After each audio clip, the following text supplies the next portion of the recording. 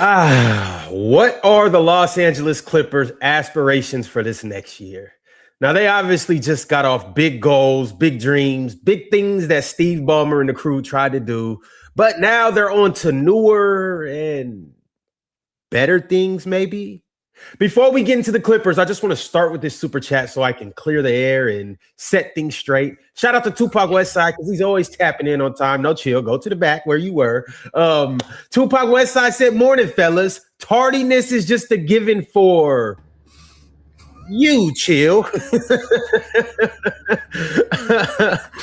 Be better. Oh, look what just popped in. Tardiness is just a thing for you, real talk. Be better. I'm pulling up my socks and my sneakers. Running into practice. I'm late.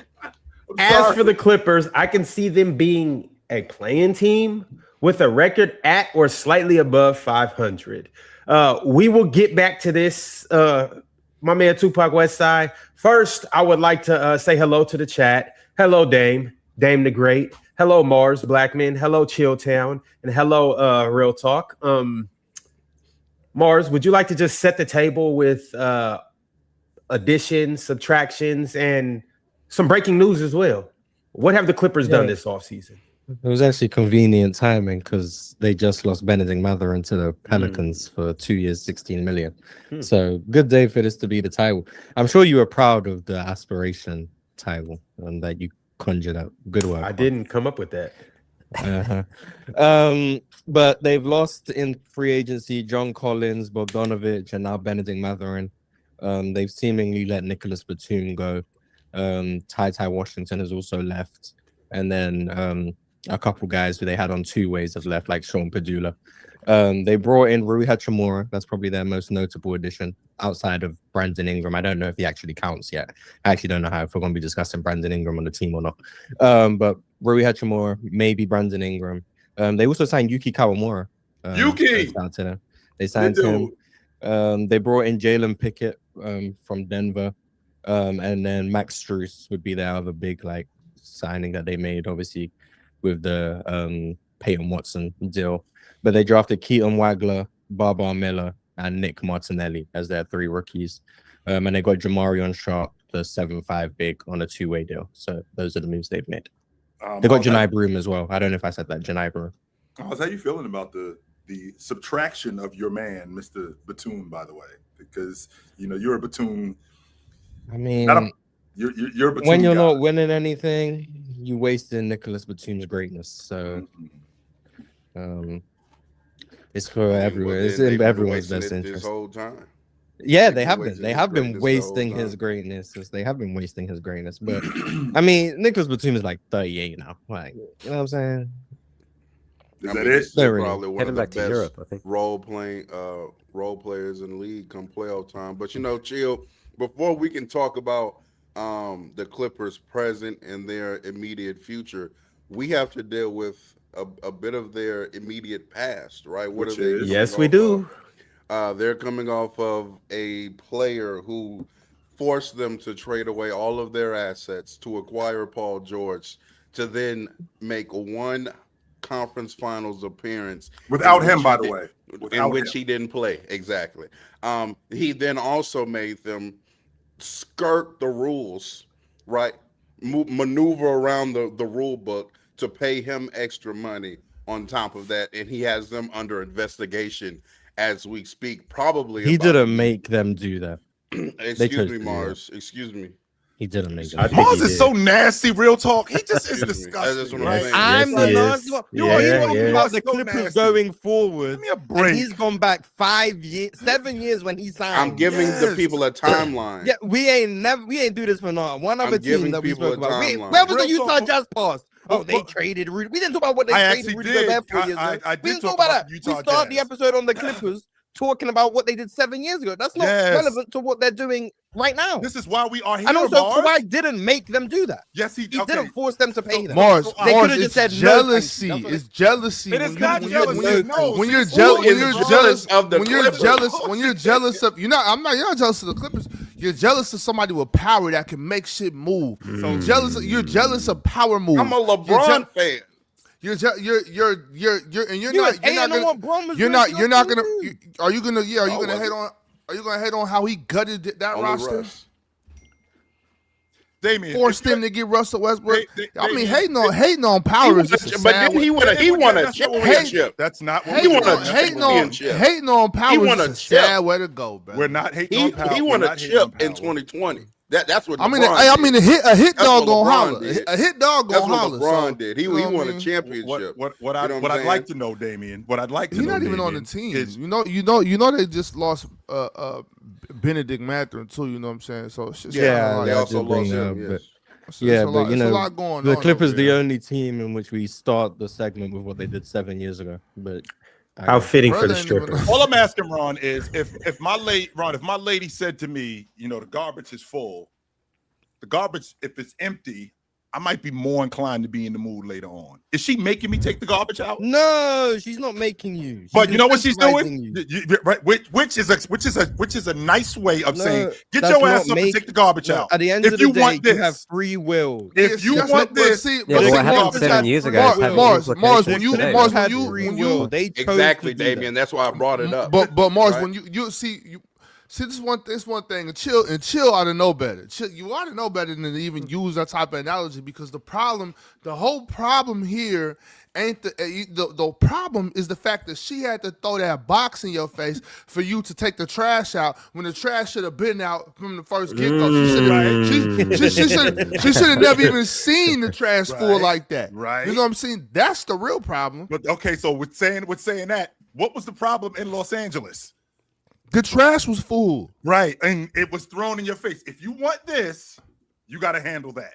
I'm not saying that I'm making you do it, but if you want this, It was trash and it was looking like Bangladesh. it's They probably needed a to better clean idea. up. It's probably in your best interest to do this. They actually If you weren't want looking this. like, but in They were a fact, playoff what team, was by the happening way. is they were Man, cleaning up. you never right? even Because y'all got heard to of remember. Y'all got SGA to until remember. 3 years ago. Y'all Don't got to nobody wanna remember. hear this Y'all shit. got to remember. You they never was even They were heard of good team before SGA you. until 3 just years ago. hooping. They was just Patrick, hooping. I know They made the Patrick Beverly playoffs. coming up here They lying, took talking the about, oh yeah, I knew Slim was gonna be dope. I They used to were call him hooping. Slink. They Yeah, all were right, in- nigga. they were You ain't no in shit. and out. Now all of a sudden, hey, you knew us. You ain't even know who the kid was until 3 years ago.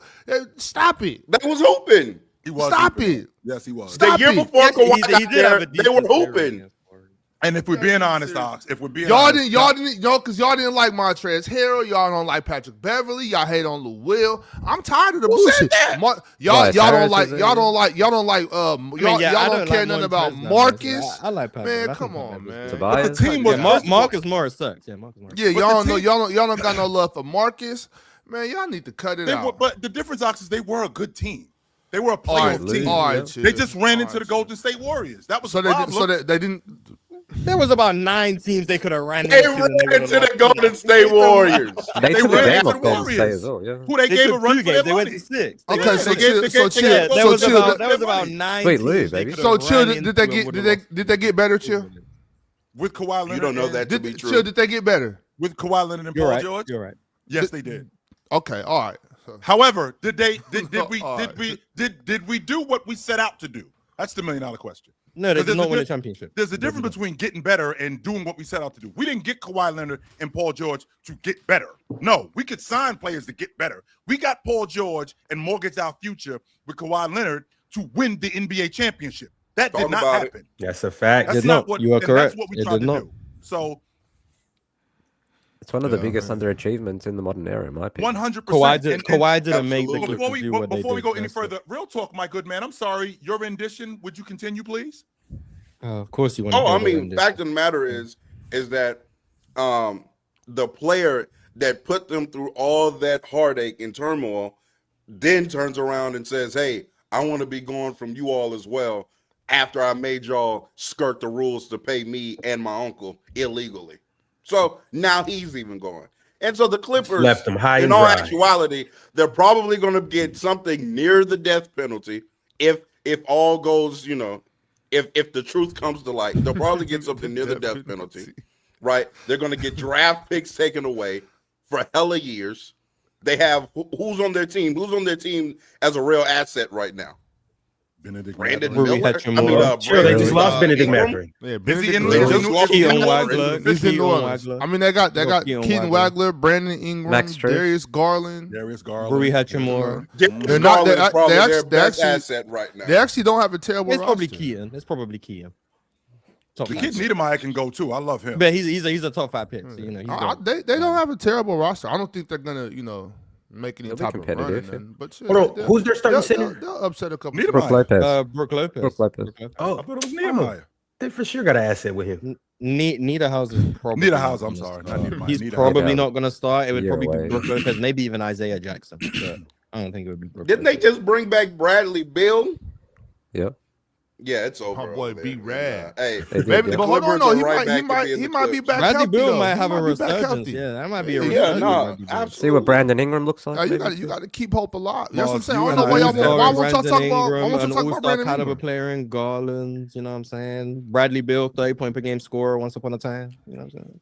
Max Brandon, Strus, hold on, yeah. but Brandon Ingram's a good basketball player. Let's not he's forget about Brandon Ingram just because we're trying to hate on the past and Kawhi Leonard. I know how y'all I agree. jump He's a every good chance player. you get a chance. I'm just The Clippers I have think- good players. Yeah. Why didn't we do a rendition of what happened with the Suns? Just day before. I don't know. yesterday? Like, We didn't talk about what happened to the why didn't we Suns talk- 7 years Why ago. didn't Why we? didn't we- Hold on, enough hold up on, here. hold on. Why did I think you hate on Kawhi Leonard enough every time you breathe. You So and why- Ron hate on KD far more than I hate on Kawhi. I don't- Leonard. 100%, Ron, and don't sit there and say that you don't, Ron. That- Don't may, sit there and that say you may don't. be true. That I'm may guilty not as be true. charged. Ron or Ox didn't go on a rendition about how KD's Suns tenure was a failure when talking about the Suns. Well, They isn't didn't that do And that. how Okay, what's that their choice? we Because didn't talk it wasn't about how they relevant made him next get rid year. of Chris Paul and how they made him get rid of Kawhi this Leonard person is very and how- relevant to the and how- Clippers story and- this year. and They're how about and, to be- and how they're they about to made him go get Bradley Beal and Them how and signing then he Kawhi forced Leonard in his way to Houston. 2019 is not relevant to the 2027. Kawhi Leonard is not relevant to the Clippers story right now. How? No. What? You are out of your mind. How? Okay, You are out of your mind. the reason why he's relevant to this story right If we're now. looking Why? forward to the Clippers Before next year, Kawhi Leonard. Kawhi is not relevant. Right, the reason Unless okay, you're assuming he's on the roster. Then we can talk Or about unless you're assuming that they're not They're they're gonna under lose. investigation The reason for why- their time with Kawhi Leonard right now. the reason why- Okay, It's and not so gonna what's do how the they play penalty? next year. What's the penalty? Okay, first of all, there This is no isn't just penalty. about how they because there play, it's is no about the fine. Clippers as an You made that clear. organization. No, what Going is into the next penalty? season. What is the penalty, Chill? What There are is they no losing? penalty. You made it clear. Okay, so what are y'all talking about? Real talk. Don't you hate when those two over there try to act oblivious No, and you act made like it what's happening isn't actually happening? Like No, Kawhi Leonard he isn't don't- part of the he don't Clippers even know what's story right now. happening. It's No, crazy to we me. 100% He's know what's not. happening. Y'all, no, y'all don't even know what's happening. What's happening? Okay. I got An investigation. No, forget the investigation for a second, Ron. Forget the investigation. Investigate. So if we got so if Luka This is like when Penn was saying that The trade that, even that been- Brook Lopez couldn't play. This is That's why I like said when if this you're was gonna like when assume Penn Kawhi said is Brook not relevant, Lopez he's relevant. couldn't play because That's why I he said had that- reporters in his face. Kawhi Leonard's not This relevant is- to the Clippers right now. I Do literally you not remember this real talk? Assuming he's on the roster, he's relevant. I literally said that. I Ron, accounted since when for did that. your There could be best- relevancy with the draft capital. So, that they yeah, made. I literally said It could But be, here's the it could difference. be, but But is here's it the though? relevant. Here's the difference. Not yet. Did they lose? Did they lose any draft picks? No, So they now did we're they- gonna did talk they- about could be's on the panel. Okay, so Now we don't do this. No, Ron. No, what happened? We What talking about- happened this Okay, season? so What are they let- losing what- this season? They're losing their best. We're talking scorer. about They're we're talking losing their about this best scorer. season. They're He got losing traded. He arguably- got traded. Okay, so that's a what is that? What is that? So we What don't- is that so- got to do with this team this The year? Is reason he why not is on the because roster? him- Did they lose any players? him not Did they being lose on any the player roster- because of this investigation? With him not being on the roster, now the Clippers have to do a reclamation process. Why? Because you have now lost your best scorer. You have now lost one of your best perimeter defenders. We don't play the same way this season coming up like we Is did last he year. the reason why Benedict Mathurin is gone? Is he the reason why Maybe. Benedict Mathurin is gone? Yes or no? Is he the reason Benedict Mathurin is It gone? might be. Maybe. Because Benedict Mathurin. Oh my God, you niggas are being real corny today. Ox, are you the one being I'm corny? You sorry. acting like losing your bet. Like, let's take the name Kawhi Leonard out the sentence for a second. When your team loses their best player and the next season we act like, okay, we're just gonna move on like nothing happened. What are you doing, Ox? I guarantee we talk about the Bucks losing Giannis when we do that What episode. the hell is going on? If the Lakers lose Luka, the next year we're not going to sit there and go, okay, on to the next. That's not going to happen. If the Knicks lose Jalen Brunson, Are we going to talk about who's on the roster and what they're going to do with their roster? No, we're not just going to be in the now. There's a reason why this team was what they were in years past. Chill. There's a difference. There's a difference. No. Okay.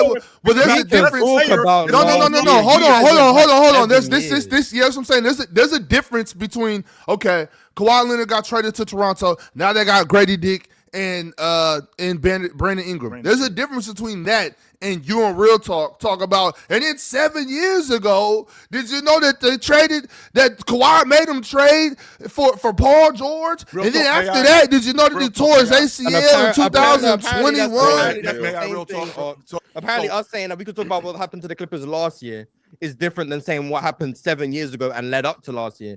Are two different conversations. I was giving, especially when Real Talk comes up, when Real Talk has a player that has wrecked their franchise, especially when Real Talk has hate oozing out his eyes. He came up drooling. He's drooling over this Kawhi Leonard hate. The front of his shirt is wet. He needs a bib. So investigation aside. Yours might be wet. You need a bib. Didn't play 5 years ago is not relevant to the Clippers right now. Absolutely nothing. Investigation aside, did this team get better or worse? I think we can all agree when they got. I think we can all agree they got worse because losing a player of Kawhi's magnitude is hard to recover from. It's replacing star power. I also think that they didn't lose Ivica Zubac as well in the offseason, but they haven't felt the full effect of that loss either. So obviously this offseason, I think the team gets worse. I like the Rui Hachimura signing. I think they got a competitive roster. You can't be too bad of a roster nowadays, as we all know, otherwise you'll be in the relegation zone.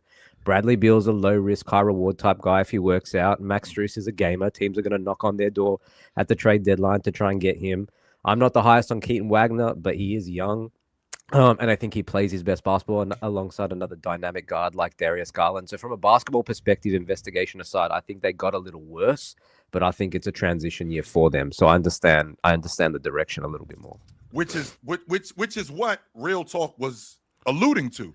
This is where they were, and that does make sense, Damian. Absolutely. Going into this season, this is what this Clipper team looks like. You lose your best big man in Zubac, right? You lose your best big man in Zubac. He's now in Indiana. You lose your leading scorer, one of your best perimeter defenders. He's now gone. Benedict Mathurin, who they traded for, he's now gone. They end up adding Rui. So now this team is in a transition, and this team is in a transition because Kawhi Leonard. This team, they were building around him. Paul George is already gone. So they were building this unit around what they still thought Kawhi Leonard could give them.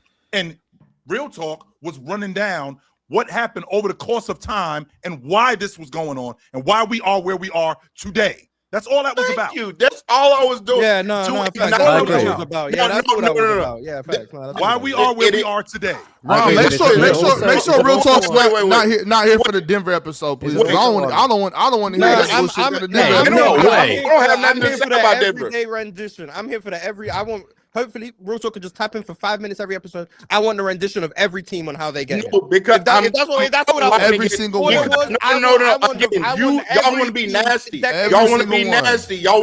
And now he's really up here acting like he was sincere too. You niggas on he's chat. really up here acting like he's sincere. Can't even talk. You don't need to talk. Nigga, zip your lips. We don't need to talk. You don't need to say shit. I already knew. Mars and Ox, I will let you guys get a second. Real Talk, please resume this timeline from the beginning. Me, Chill, and Damian would love to hear this. I would love to hear this. Because I already knew Ox Leonard wasn't going to let me say shit today. So sit back, cuz. This is all I'm saying. The reason why I'm even bringing this up is because this is a very unique situation. Have we seen anything like this in the sports history where a player demands that they get another player for him to come there. They trade all of their assets away damn near, including what turns out to be the last two-time MVP and champion in SGA, right? To come to the team, to then not even have a finals appearance, and then also end up under investigation for paying him under the table. We've never seen anything like this. This is a wrecking of a franchise by one particular player that we've never seen. Ever. We've never seen anything like this. For people in the chat saying, Bron brings you a championship. When LeBron James gets on your team, he wins a chip. Kawhi Leonard didn't even have a finals appearance. We've never seen one player destroy a franchise like this. So I'm bringing it up because this situation to me is unique. I've never seen anything like this before.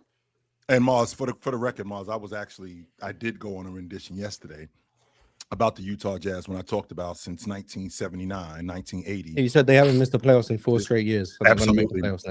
And considering what was going on with their group and who they drafted and how they stayed where they did. I did go on a rendition about the Utah Jazz. If you think that's the same as what just happened, I mean, I guess, but just because it's not word for word. No, it's not even remotely similar. But if you believe it is, we don't need to argue. If Real Talk believes that he brought that up with good intentions and it wasn't just anti-Kawhi propaganda, I can't prove his intentions. I can't. But I have no reason to be anti-Kawhi. But even if it was, what's wrong with that? I can't prove it. Nothing is wrong with that. But in terms of the direction of the franchise, this sort of started though when James Harden wanted out. Because when James Harden wanted out and he was balling at the time, they ended up swapping him for like a younger guard. Then they ended up clearing house a little bit. So I think that started it, and then Kawhi has now compounded it with, well, okay, we're actually in a rebuild now or retooling, and they were lucky to get this pick, by the way, that turned into Keaton Wagler because that was supposed to be Indiana's, right? Mm-hmm. So they actually lucked out in a way.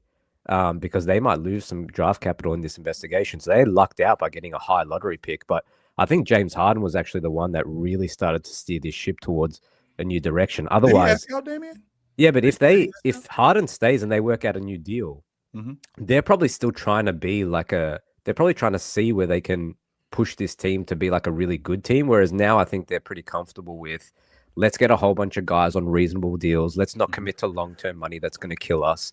Let's try and invest in some of these young guys. Let's see what we have in Niedenhauser, in Grady Dick, in Kobe Sanders, in Baba Miller, in Jordan Miller, all these guys. Let's see what we've got with them.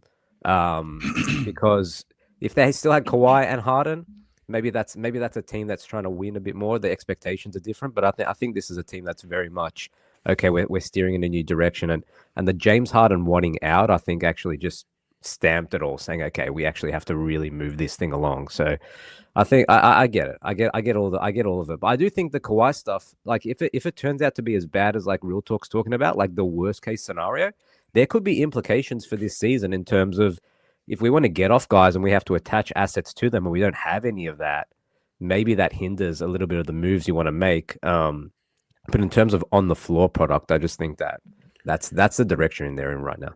Damian, before we go any further, I do just want to rewind. So essentially what you're hinting at is this isn't really Kawhi's fault. This is James Harden's fault. I think no. Real Talk makes the point in which Kawhi has put this franchise in a really difficult position, right?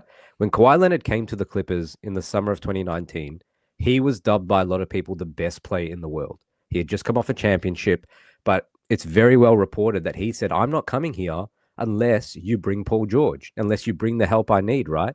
They gutted this roster, as we know what SGA went on to be, and the ripple effects of that aren't just the next season or the next season. The Paul George stuff was the assets that they lost for him still continue to this day. The assets that you lose for a guy like James Harden, or the opportunity cost that you lose when you give James Harden a new deal, for example, also matters. I think it all compounds into what you'll see in any given season. So Kawhi's put this franchise in a difficult spot. If the investigation turns out as bad as people think it is, I think it does hinder this franchise. And it might, and man, we've seen in professional sports, it's not just the draft capital. There could be big fines here. There could be potential loss, the potential wins taken away. We've seen that in other sports. Like, I don't know how deep this goes, but I'm not going to sit here and say Kawhi leaving, it means nothing for this upcoming season. I can't go that far. I can acknowledge that losing him on the floor matters, but I think even off the floor, it could matter here. Like Real Talk said, this is quite a unique situation. And depending how it turns out, they could be in some trouble next year. So 2 things. Number one, did we actually hear Leonard say, yo, if you don't get Paul George, I'm not coming here? Or did he say... I think it was him or Jimmy Butler? I think those are the 2 he said he wanted. Right. But if I'm not mistaken, Mars, it was him having a conversation with Paul George. If you could get to Los Angeles, I'm there. It wasn't him saying to the Clippers, if you don't get Paul George, who had literally just signed an extension in Oklahoma City to stay in Oklahoma City. I'm pretty confident. I'm pretty there was confident. also those are basically the same thing. No, it's not. And the reason why it's not is because if I say that if I say the real talk, if you could get to player's choice, then I'm coming over there. As opposed to Ron, if you don't get real talk, I ain't coming over there. The only way Real Talk can get to player's choice is by player's choice going to get Real Talk. You're essentially saying the same thing. Paul George wasn't a free agent. He couldn't sign with LA. Right. The only way he was going to get to LA was if the Clippers traded for him. Absolutely. Which means saying to Real Talk, get to player's choice, is you essentially saying player's choice trade for Real Talk. You're just not talking to player's choice at that point. You're saying the same thing. And I think that's But Chill, you have to remember as well, though, Chill, is that the Kawhi Leonard signing had to happen first because Kawhi was also in contact with the Lakers, and it was the Clippers or the Lakers. There was reports that came out thereafter that Uncle Dennis was asking a few things from the Lakers, and the Lakers said no, which sort of pushed him towards the Clippers too. So I don't know if that's a validated report, but there was a few reports like that as well. So that had to happen first, I think. But simultaneously, they were negotiating with Paul George to get him there. So I think it's chicken and egg type situation with that. Maybe. Now, to Real Talk's point, we also have heard that after this investigation, they found that the Clippers had they found zero evidence that the Clippers had anything to do with this. So with that being said, why are we looking at any fines? Why are we looking at any sanctions? Why are we looking at any suspensions? Well, the NBA came out and said like that's not. So that's not legit. So they disproved that. Yeah. So maybe there is some stuff going on. So this investigation is not wrapped up yet, is what we're saying. No, not at all. Not at all. No. Don't believe so. So this investigation is not wrapped up. So the Kawhi Leonard situation in Toronto, which I thought was already a done deal. I thought it was a done deal, especially after the findings that they had. But even still, with losing, I don't think Kawhi Leonard is putting on the Clippers uniform again. So with Kawhi Leonard not putting on the Clippers uniform again, I'm losing my best scorer. I'm losing one of my best perimeter defenders. I now lose my best big man, my best rebounder, my best interior defender. We're essentially starting over because my unit was built around that. That's what my unit was built around, Kawhi Leonard and Zubac. Okay, so now I don't have that. So how are we moving forward? Are we going to play Wagler off the ball? Are we going to play Wagler on the ball? I think James Harden too. We lose James. They lost their 3 biggest pieces last year. But here's the difference. And Ox made a really good point when this actually happened. It's not like they lost James Harden for a bucket of extra crispy in a 6-pack. Darius Garland is a damn good point guard. One of the best ball handlers in the league, one of the best bucket getters in the league. I don't think he's the same bucket getter as James Harden. I'm not going to argue that point. Absolutely not. But in terms of a ball handler, in terms of a floor leader, I mean, I think that gap has been filled. Not all the way to the top, but pretty close to the top. With that also being said, we still have to deal with the Leonard and Zubac situation. That's what we have to deal with more than anything. How are we going to improve? Because, like I said, Real Talk, I think Wagler, I think them moving forward with him is going to be predicated on the health of Darius Garland, whether he plays on the ball or if he plays off the way. If Darius Garland continuously is out the lineup and Wagler looks like he did in the summer league, where he's playing at that level and he looks good coming out the gate, they might say, well, we'd rather mortgage what we have with him moving forward, as opposed to a guy who we're not really sure about if he's going to be in and out of the lineup. So I think that dynamic more than anything is going to be predicated on the health of Darius Garland. Do the Clippers have any immediate first round picks? Like, do they own their picks? I doubt they. If they do, not for long. incentive to tank, really.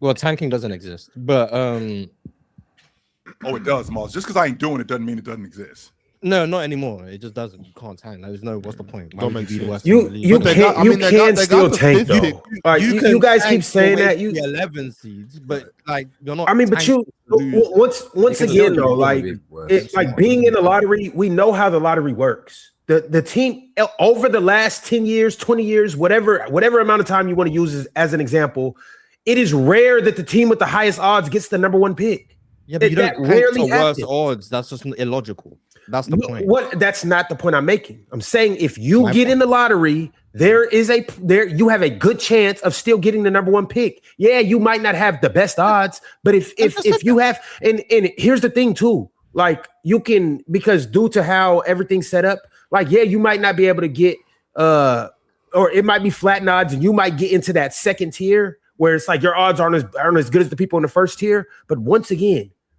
how did the Atlanta Hawks get the number one pick? Well, that's How did the Dallas Mavericks get the number one? That's understood amongst the teams already, though. Seed. I just said that they might tank to the 11 seed, but if they're the 11 seed, they're not gonna keep trying to lose to go down to 14. That's the tanking part. Not the point of we're the 8 seeds, but we're not gonna win a playoff series. Well, Let's that's move still down to tanking 11 it. and increase. And that's But fine. that's- That's but that's even with the from being a tanking 44 win team to a 37 win team. Cool. I guess the tanking that we all know and are familiar with is going to the bottom of the league intentionally, not going out of the play into the 12th seed.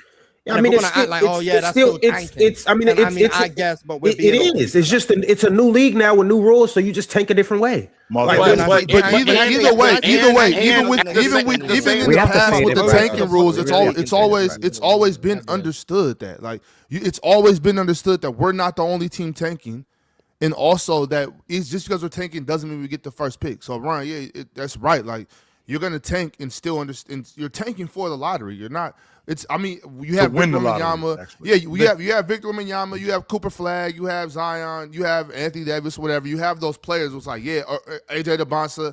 I want the number one pick, but it's always been understood that we're not necessarily tanking thinking we're gonna get the number one pick. We're tanking so that we can just get a better chance at the number one and just be in the mix of like a top 6, top 7. You get a top 6 pick, you're in a good spot. Usually, I mean, but Mars, all of this is great. The Clippers own their pick in 2030. That's when they first. I thought it was 31. I'm sorry. It's 2030. They own their pick with no protections. You would still have to kind of, and for some teams, still intentionally lose. Because I do think there will be more teams trying to stay out of the play-in for that reason. Like, you get what I'm saying? So, like, there will be a team that doesn't want to be in the play-in that might be in and around the play-in. So they're going to start losing. And then that means if you win games, you might surpass them and get into, like, the 10th seed. So, like, I still think there will be, come towards the end of the season, midway towards the end of the season, I think there will still be teams intentionally trying to lose games because they are kind of racing to the bottom. Some of these teams will be trying to race to the bottom. Mars, or stay out of the play. Great. I think all of this is great, Mars, until, I don't know, Charlotte has a 4.7% chance of winning the lottery and they actually win it. I think all of this is great until the Atlanta Hawks, who end up missing the playoffs, have a 3% chance of winning the lottery and they actually win it. So this is going to absolutely go against everything that they tried to construct to keep teams from tanking when these teams were bad, not intentionally, by the way. These teams were actually good. They were trying to be good, and then they still ended up winning the lottery. So the idea of you tanking doesn't matter because the better teams are still going to end up winning the lottery. And I think this is crazy. I do. But the tanking, we'll see how it works. Yeah, I mean, if you're the 9th, 10th seed, it's actually better to lose that. It's actually better to lose that playing game than win that playing game. Think so, Dan? Because you get an extra ball. Like teams that are the 10th seed, for example, if you're going to go out in the first round, I think the front office would rather just lose that playing game and get better odds. So instead of like trying to make the playoffs. So I think there's going to be some level of tanking. I also think like if teams are in the relegation zone, what incentives, like coaches are going to want to get out of there in front offices, but what incentives do the players have to try and fight to get out of the relegation zone? I don't think that that's a thing either. So it's not a perfect system. We're going to have to see how it plays out, but it's still going to have some teams that are intentionally going out to put out bad teams, just maybe not the worst team in the league, for example.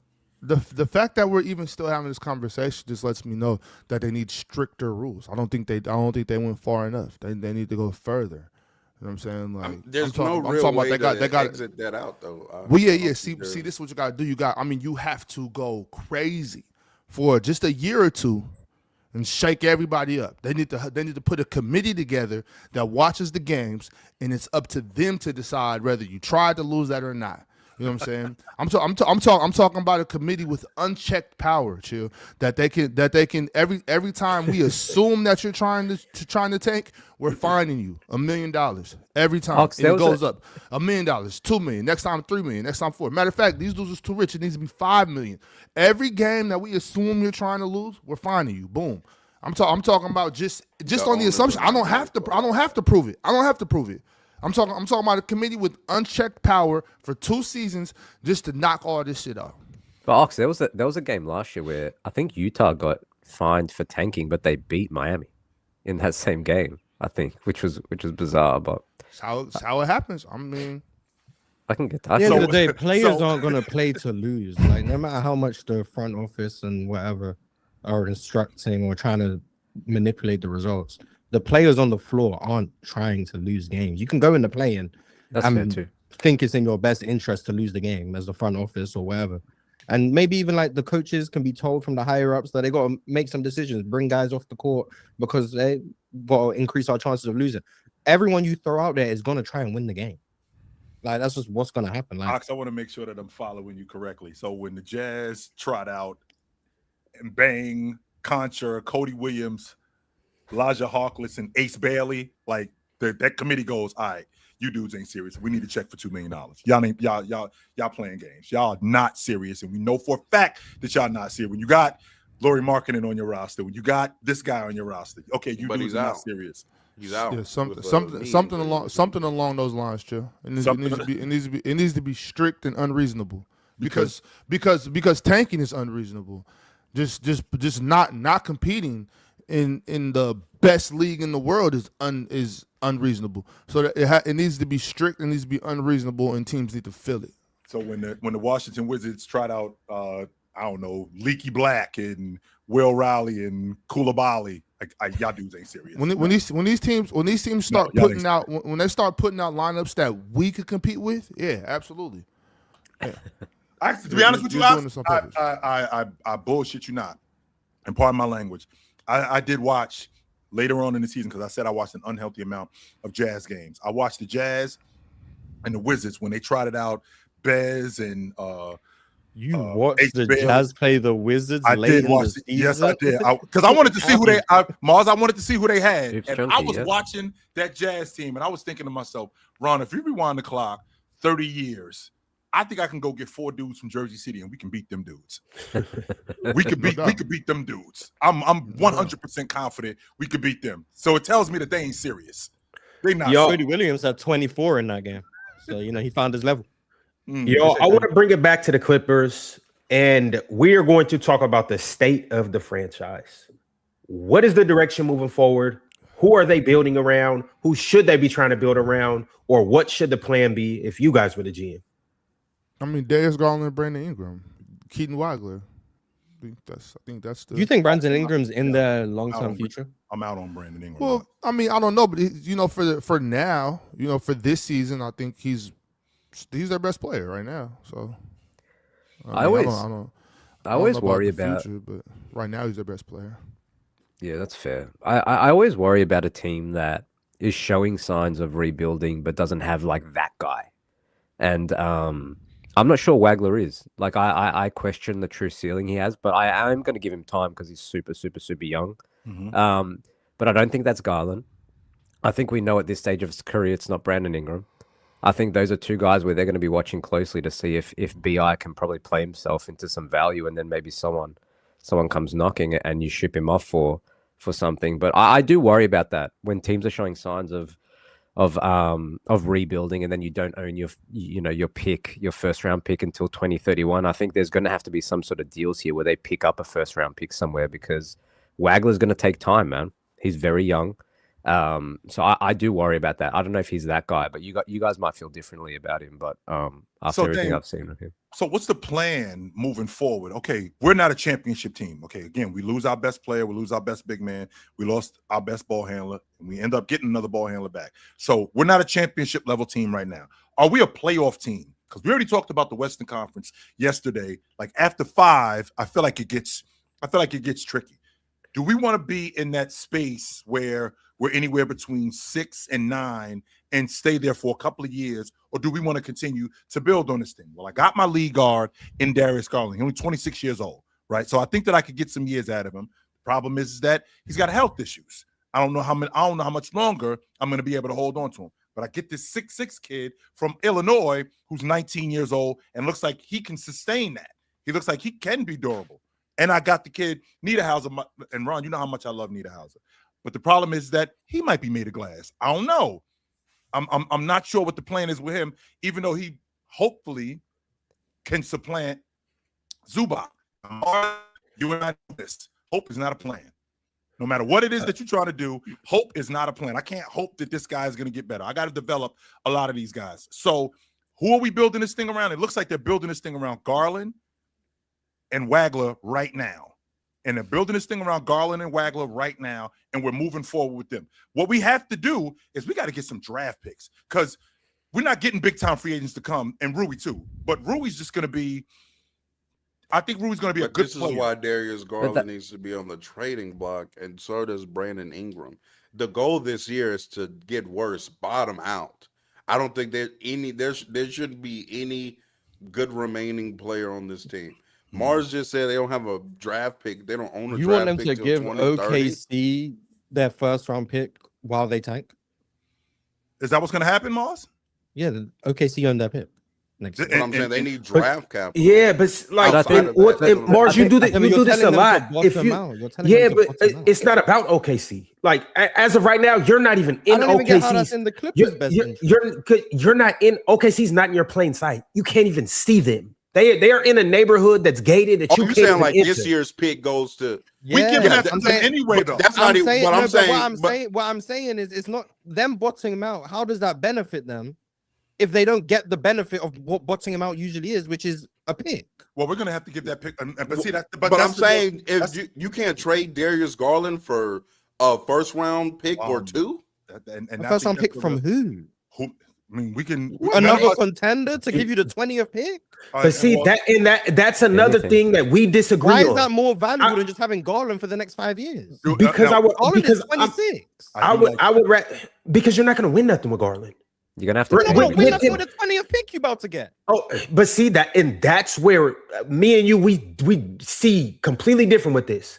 I would rather have the 20th pick for the next 4 years than have Darius Garland for the next 4 years. Well, you're not getting 4 first. I'm just like hypothetically. I mean, one of those picks might turn into a 12 pick. You know, hey, we've seen what the 12 pick has historically turned into. It might turn into a number 6 pick. You can get multiple first round picks and try to trade up in your own draft and be like, I'll trade you the moving off. Sure, you can try to do that, but you could also just trust the all-star caliber 26-year-old point guard you have and build with him and Keaton as your backcourt. Brandon Ingram, I get it. Trade him. Cool, whatever. He has, I think, 1 year left, like 1 year guaranteed left in his contract. You can move Brandon Ingram. I don't get this idea of moving Darius Garland. Keaton's like 19, 20?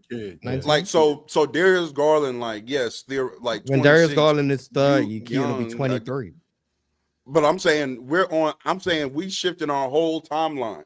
Like, I don't care that Darius is 26 when our youngest top 5 pick or whatever is like 19. That's our new timeline. I think that's. I just don't think you're gonna get value back for Garland that makes sense. Like if you're talking about trading him to a contender, you get a couple late first round picks. Like that's not worth more than having Darius Garland on your roster. But Miles, we don't know what these, and I think that's fair, Miles. But we don't know what these draft picks are ultimately going to turn into. I mean, I already ran down what happened. You just said we can't build off hope. Now you're not hoping the draft pick's going to be good. No, but here's the difference. We don't know we don't know where these draft picks are going to ultimately land. Right. So at this time last year, like none of us thought that the Clippers were going to trade James Harden for Darius Garland. Well, now we trade Darius. Now we trade James Harden for Darius Garland, and then we move off of Darius Garland, and we may be able to trade him to not even a contender. We might be able to trade him to a team that's on the borderline of being a play-in team, and they end up missing the playoffs, and they give us their one. But chill, there's contenders that could use Darius Garland. Like for instance, I'm gonna throw out I just sent it to the group. The Clippers' best interest to do that. Why? But the Clippers' best interest would be to trade Darius Garland to a team that, to Chill's point, believes they're a Darius Garland away from making a playoff push. Like Houston. And maybe they're the 11 or 12 seeds. They trade Darius Garland at the deadline, and unfortunately, it doesn't work out for them, and they stay in the 11 seed, but they gave up their first-round pick. Yeah. That's the Clippers' best interest to trade for him. Not to trade him to, let's just say, Boston, and get a first-round pick from Boston, knowing damn well Boston going to be in the playoffs. That's not in the Clippers should be trying to trade him to a team that's on the outside looking in. That's what they should be doing. Yeah, that's best case scenario, Morris. Dumb enough to do that. That's best case scenario. But I'm gonna throw out something where something just came across the timeline. I sent it into the group. The Miami Heat are potentially trying to trade for Kyrie. Now, I think we all can agree Darius Garland's value isn't as high as Kyrie. But in this deal, and this is a proposed trade. In this deal, it had the Dallas Mavericks getting back for Kyrie, Nikola Jovic, Pale Larson, a 2028 first-round pick, 2029 second-round pick, 2030 first-round pick. Now, once again, these are some years out, and Darius Garland's value probably isn't as high as Kyrie. But if I can get back half of that deal, if I can get Pale Larson in one of those first, buy Darius. Y'all pretty low on Darius, huh? Yeah, if you could get more than that, then even better. I even better. Caliber of player, I just don't. I'm not trading. You gotta get younger. Like I'm looking at their roster right now. Darius is young. If you're 26 years old. But I'm not worried about Garland's age. That's it. Young. Yeah, I don't think I need 19-year-olds. Fellas, you do. I'm gonna step in. Hold on, real talk. Yeah, but I don't need them in place of Darius Garland. That's why I said trade Brandon Ingram. We're talking Morris. Trade Rui. I'm cool with that. Darius Garland, I'm not. I don't think that's worth it. We'll get back to this. We have somebody that knows more about the Clippers than all of us combined. That just stepped into the studio. We're not trading Garland, and we just wasted our time. I want to salute to one of the biggest and best fans in the NBA who rides and dies for his franchise no matter what. I have people like this guy below me who, when his team is bad, he's not really loud and in the media. I have people like this guy right here who, if you lose your best player, he's going to run to the next franchise. And, it's some other franchise hoppers up here. But my man, Clipper Darrell, rides for the Clippers like no other. What's good, Darrell? How you feeling today, man? Man, fantastic, baby, fantastic. How y'all doing? I want one of them suits. I'd be a lot better if I had one of them Clipper suits. I know that. When I see you rocking them suits, you might have to hand over one of those. Yes, sir. We gotta get you one tailor made, man. Hey, brother. I'm trying to tell you something. Yes, sir. Hey, I got this one tailor made, man. Remember Corey McGetty that played for the Clippers? Yes, sir. Yep. He looked out for me, man. Sent me down to the tailor. He said, "Man, you need something tailored. You need something to your body," and took care of it, man. So I got nothing but love, man. We got the legend in the building. Yes, sir. Man, so how long have you been rocking with the Clippers for? Whew, man, over 30 years, baby. Over 30 seasons, man. 30 seasons. God damn, you ain't seen no good moments. Can we get an introduction on how were you grandfathered in with the Clippers? Did you make a choice? Are you from Inglewood, from LA? Like how did this happen? What happened is I got fired from a job, right?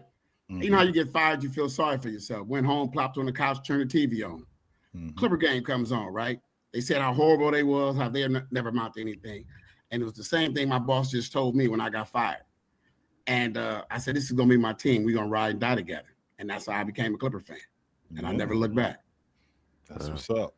I used to listen to Ralph Lawler, man, because they didn't have too many they didn't have that much TV games. They used to, during the Sports Center, they used to interrupt and talk about them or whatever. But Ralph Lawler used, just listening to him, man, just sitting there listening to the radio of the game, that play by play, it was off the chain, man. It was like you was right there in the stands.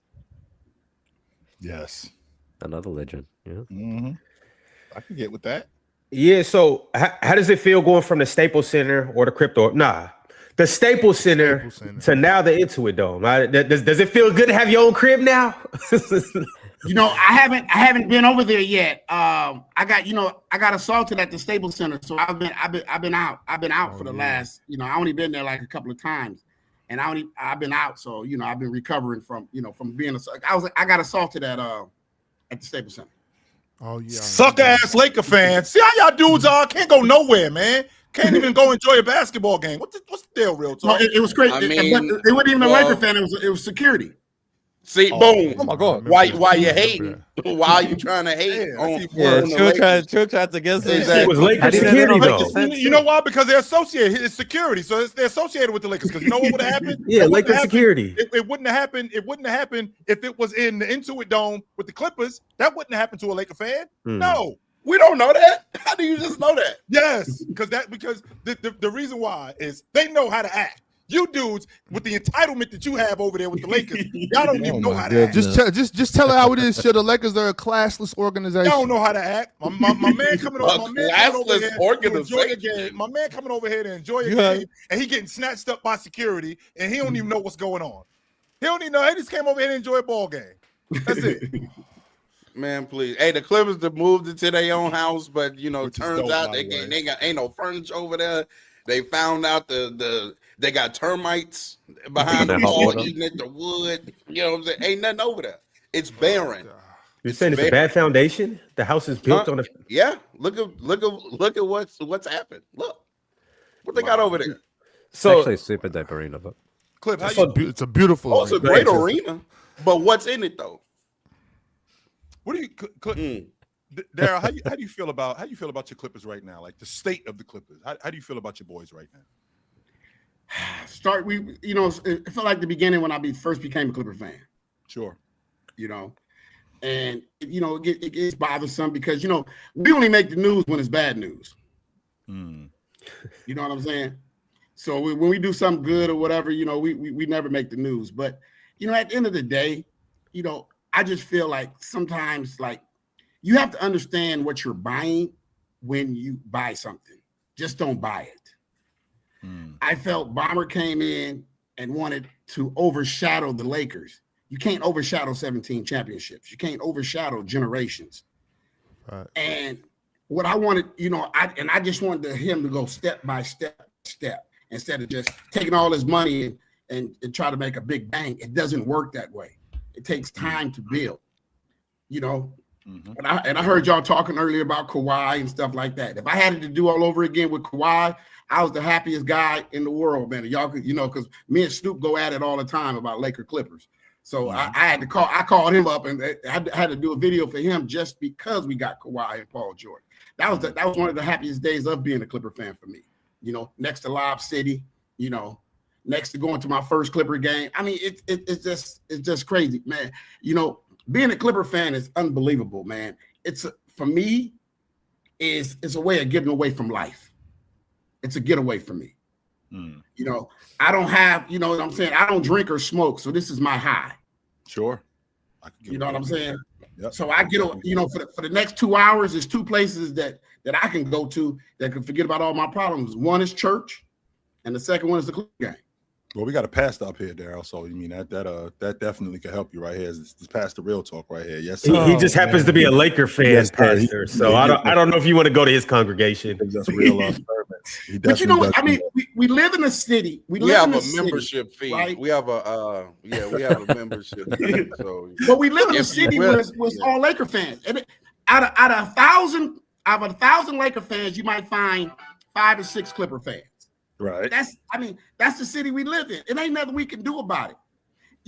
So what I do, I just support my team to the best of my abilities and have fun with it, man. Yeah. Fighting a Laker fan is useless. I argue with a Laker fan about, because the only thing they can say is what? 17 championships. 17 championships. That's it. Right? Now tell me who was on the team. Tell me, why you like the team, Like I don't hate the Lakers. I got nothing but love for Jeannie and Janie Buss. They showed me love throughout the years. They always supported my community events, man. So I'm not a Laker hater, though, so I don't want nobody to ever get that wrong. Like me and Snoop has a thing. Like we do unity in the community. I have a Clipper car. He has a Laker car. So we put them together. We came together, did a photo shoot, man. It was off the chain. You know what I'm saying? Hanging around with him, man. It gravitates. Kobe Bryant gave me the biggest shout out in the world. Okay, wow.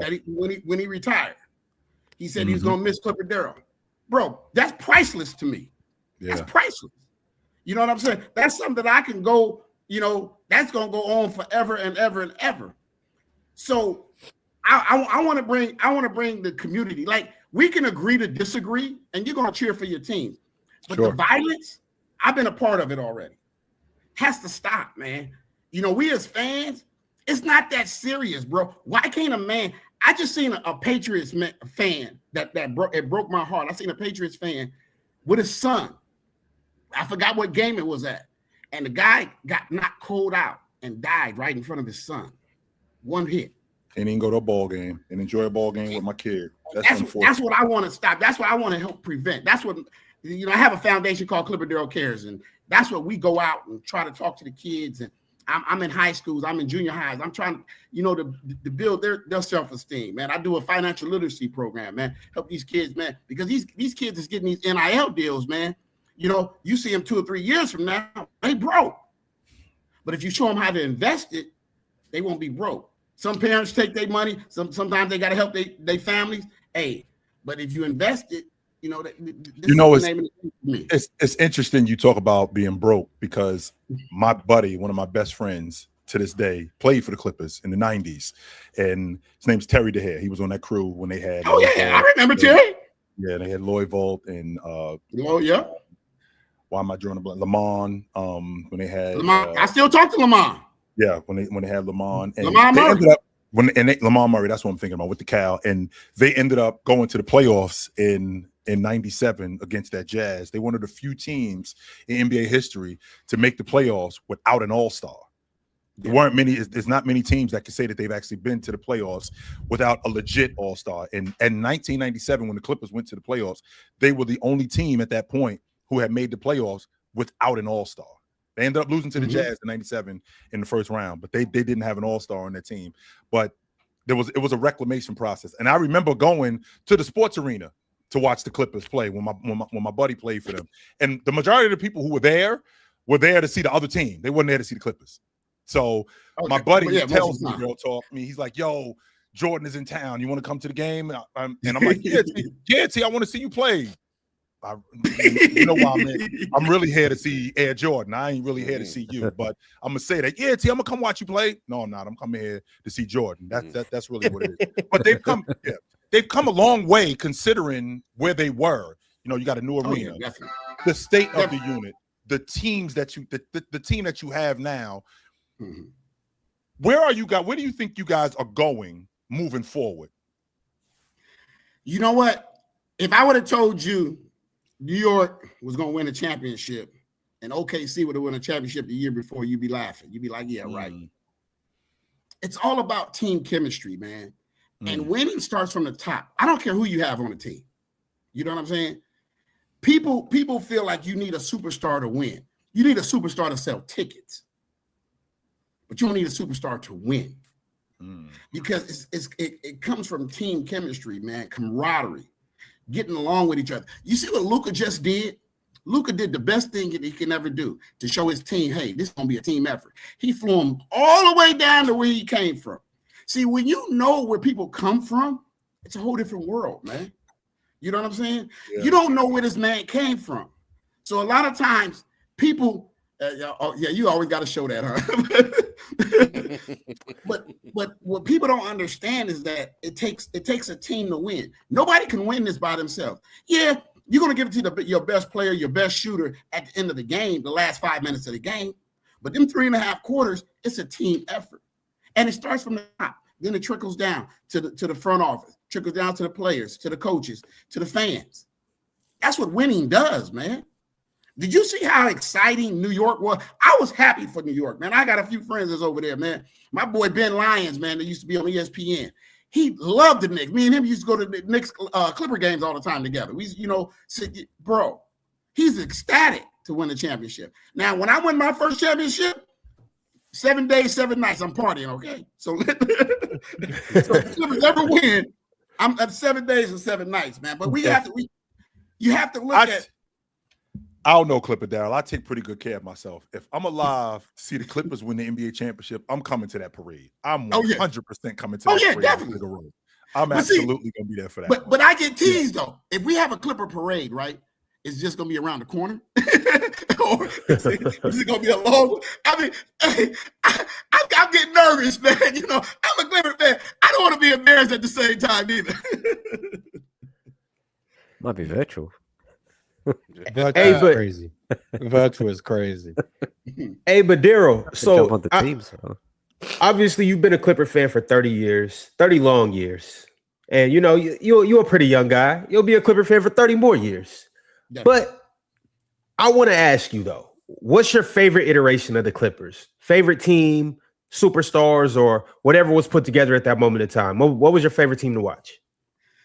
I really don't have no favorites, man. You know, because the 15th man is a great dude to the superstars. The teams that I enjoyed, you know, it's, you know, when you go back to Danny Manning, you go back to, you know, looking at Lloyd Vaught, looking at, you know, Lob City, looking at Kawhi Leonard now. It's all about generational. See, that's why I don't believe in GOATs. Everybody want to holler out GOATs. Hey, you know, Michael Jordan. Mike, I got two sons, 135, 122. One's a Kobe Bryant fan, Laker fan, and one's a LeBron fan. He go wherever LeBron go. So I call it generational greatness. I call it generational greatness because you can't compare. It's just like you trying to compare your father's father. You never met him. So how can you say how good he was? All you're doing is looking at highlights. So to me, it's generational greatness. Lob City was the best that embraced the LA culture, the LA Clippers. LA really embraced when we got live. When Chris Paul came here, it changed everything. It changed my situation. Chris Paul, I did the commercial. I hosted his breakout for his shoes when he was a Clipper. I hosted it, me and Afion Crockett. Never forget it, man. I used to get a box of shoes every other month from Chris Paul, man. Fire. Crazy.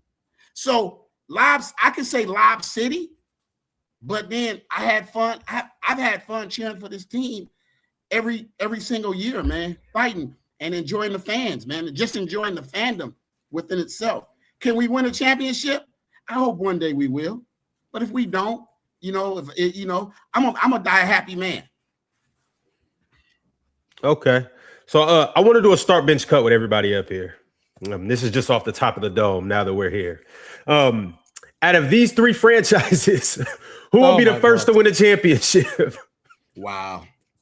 See, the Los Angeles Clippers, the New Orleans Pelicans, or the Sacramento Kings?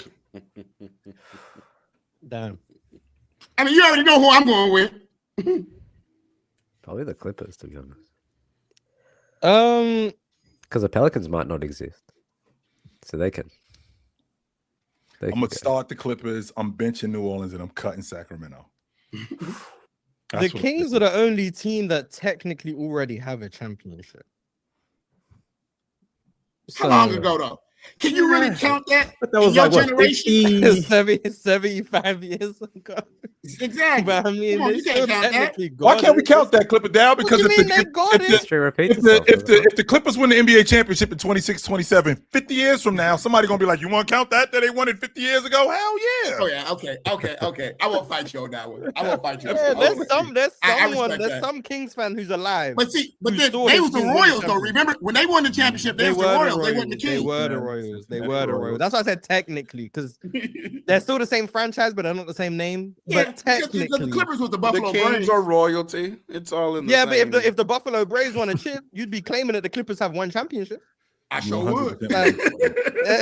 So at least like there is an 80-year-old Clippers or 85-year-old Clipper Kings fan somewhere who saw his team win a championship. They exist. Now most likely, I don't know.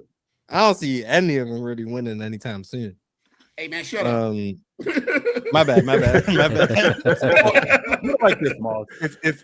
If there's anybody that's going to try to do it, I think Steve Ballmer's going to try the hardest. He's going to get the right people, in his estimation, the right people to do it. Joe Dumars actually recognizes what his situation is in New Orleans. We're not getting anybody to come down here. So in order for us to do this, we're going to have to do this in the draft or with trades. That's why they're building that thing around Fears and Queen. The Kings don't even have a direction. Like, what's the plan in Sacramento? Darius Acuff. Okay, Darius Acuff. And we don't have a direction, but New Orleans and the Clippers have a direction. Yes. All right. Absolutely. Sure. Well, I mean, we were just discussing what should the Clippers do, and should they go younger or should they build with what they have in Garland and Wagler. So we actually don't know what their direction actually is. And the Pelicans, idea. We can agree on it. Y'all can figure it out. And the Pelicans, I mean, they just signed Benedict Mathurin, but I mean, teams have been trying to poach Trey Murphy and Herb Jones from them for decades at this point. Still holding because everyone knows they're also not going anywhere. Everyone's kind of written off Zion at this point. And they've just got another new coach. Who'd they just get as a new coach? Willie Green, right? Oh, yeah. No, Willie Green. Orlando Magic. The Magic coach, Mosley. They had Willie Green, Mosley, yeah. Like they just brought in a new coach. Like we don't know what the Pelicans doing either. Like no idea. But I mean, because what we do up here every time, and I always got to bring this up. Anytime my team gets brought up, I always have to bring up the fact that everybody in the association gets bail besides us. We don't. We judge last season with no context because every team gets context besides us. We don't talk about Zach LaVine playing 5 games. We don't talk about DeMontis Sabonis playing 6 games. We don't talk about Keegan Murray playing 11 games. Now all those guys are healthy, and we're still just gonna ignore everything and be like, "Oh, well, you know, you guys only won 21 games last season." I forgot I got them dudes back on the crew this year, Ox. I forgot all about. Yeah, me too. From 21 wins. I forgot all about. Well, this isn't the Kings episode, so we're not going to speak on that outlook. But the most likely September 7th, Labor Day. The Kings have a special day. We gave you guys everybody's going to be off work to hear about the Kings. Ox, I did you guys a favor. Can we do it September 8th, please? Nah. Why 8th? Well, because I got Labor Day plans. I got you. Bring your plans. You're not going to be our Kings representative? No, I'm sure we got other. I'm sure we got people that can represent the Kings much better than me. The Kings. We actually have a very big community. So, to Mars's they point, do for whatever reason. You're the only Kings fan I've ever met, but I don't go outside much, and I'm on a different side of the world, so I wasn't expecting anyone to be a Kings fan over here. Right. So. Let's get back to the Clippers. Let's get back to the Clippers. If Jerry West was still around, chill, I would say the Clippers, but I don't know. They all feel like pretty far away front offices to me at the moment. Well, moving off of Benedict Mathurin, trading for Darius Garland, in addition to trading for Darius Garland, losing Zubac. I think Niederhauser, I think that's their guy moving forward at the 5 spot.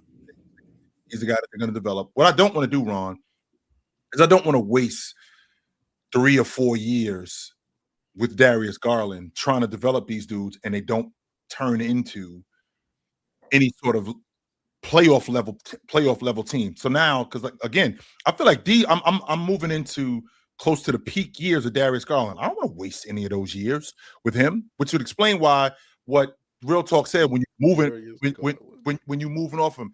Real talk, like you talk about Darius Garland, like it's not many ball handlers better than him. It's not many. He's a good player, but I'm the Clippers to me are not looking at these years like, oh man, we can't waste peak Darius. That's exactly what they're doing. They're not looking at Darius Garland like this is a 6-7 year process. They're looking at Darius Garland like, yo, we might have 3 years with this guy, especially considering what the second apron is in the NBA, especially what these contracts are. They're looking at Darius Garland like, whatever we're going to do, this thing got to work within the next 3 years. Otherwise, we got to come off of him because his health has been the biggest issue. And the older he gets, the more likely he's going to be to break down because he's been breaking down since he was even younger. So now when we get to 28, 29, now we start to get these even more serious injuries. So I don't want to do that. So where I am with him right now at 26 years old, I want to do everything that I can to within the next 3 years, make this about us being a viable playoff team. And once you get into the playoffs, we all know it's matchup contingent, right? So if I can put I guess we around just disagree with like the direction then, because like the Clippers to me should not be doing anything. Well, they shouldn't be prioritizing trying to get a good team around Darius Garland. I've said I think they need to be trying to trade Darius Garland for some draft capital because they don't have any. I don't know. But that's starting all over though. You starting all over again. Why not build for what you have? I need to start over. I think it's that time. I don't think anyone's off the table for them. But hold on, Darrell. You think this is build worthy? Anything you can build around. I mean, I've seen crazy teams. Being a Clipper fan, man, we've seen the craziest teams. But you don't be laughing. I just feel like you have to build on what you got, because we keep changing every year. Every year is somebody different. Every year is something different, and we can't keep doing that. How do you expect the chemistry? It's just like you got a girl and you've been together 2 years. You have an argument. Now you want to break up with her and go get another girl. Now you got to start all over again. You already know how she is. Build on what you have. As long as she don't cheat on you, good to go. And still.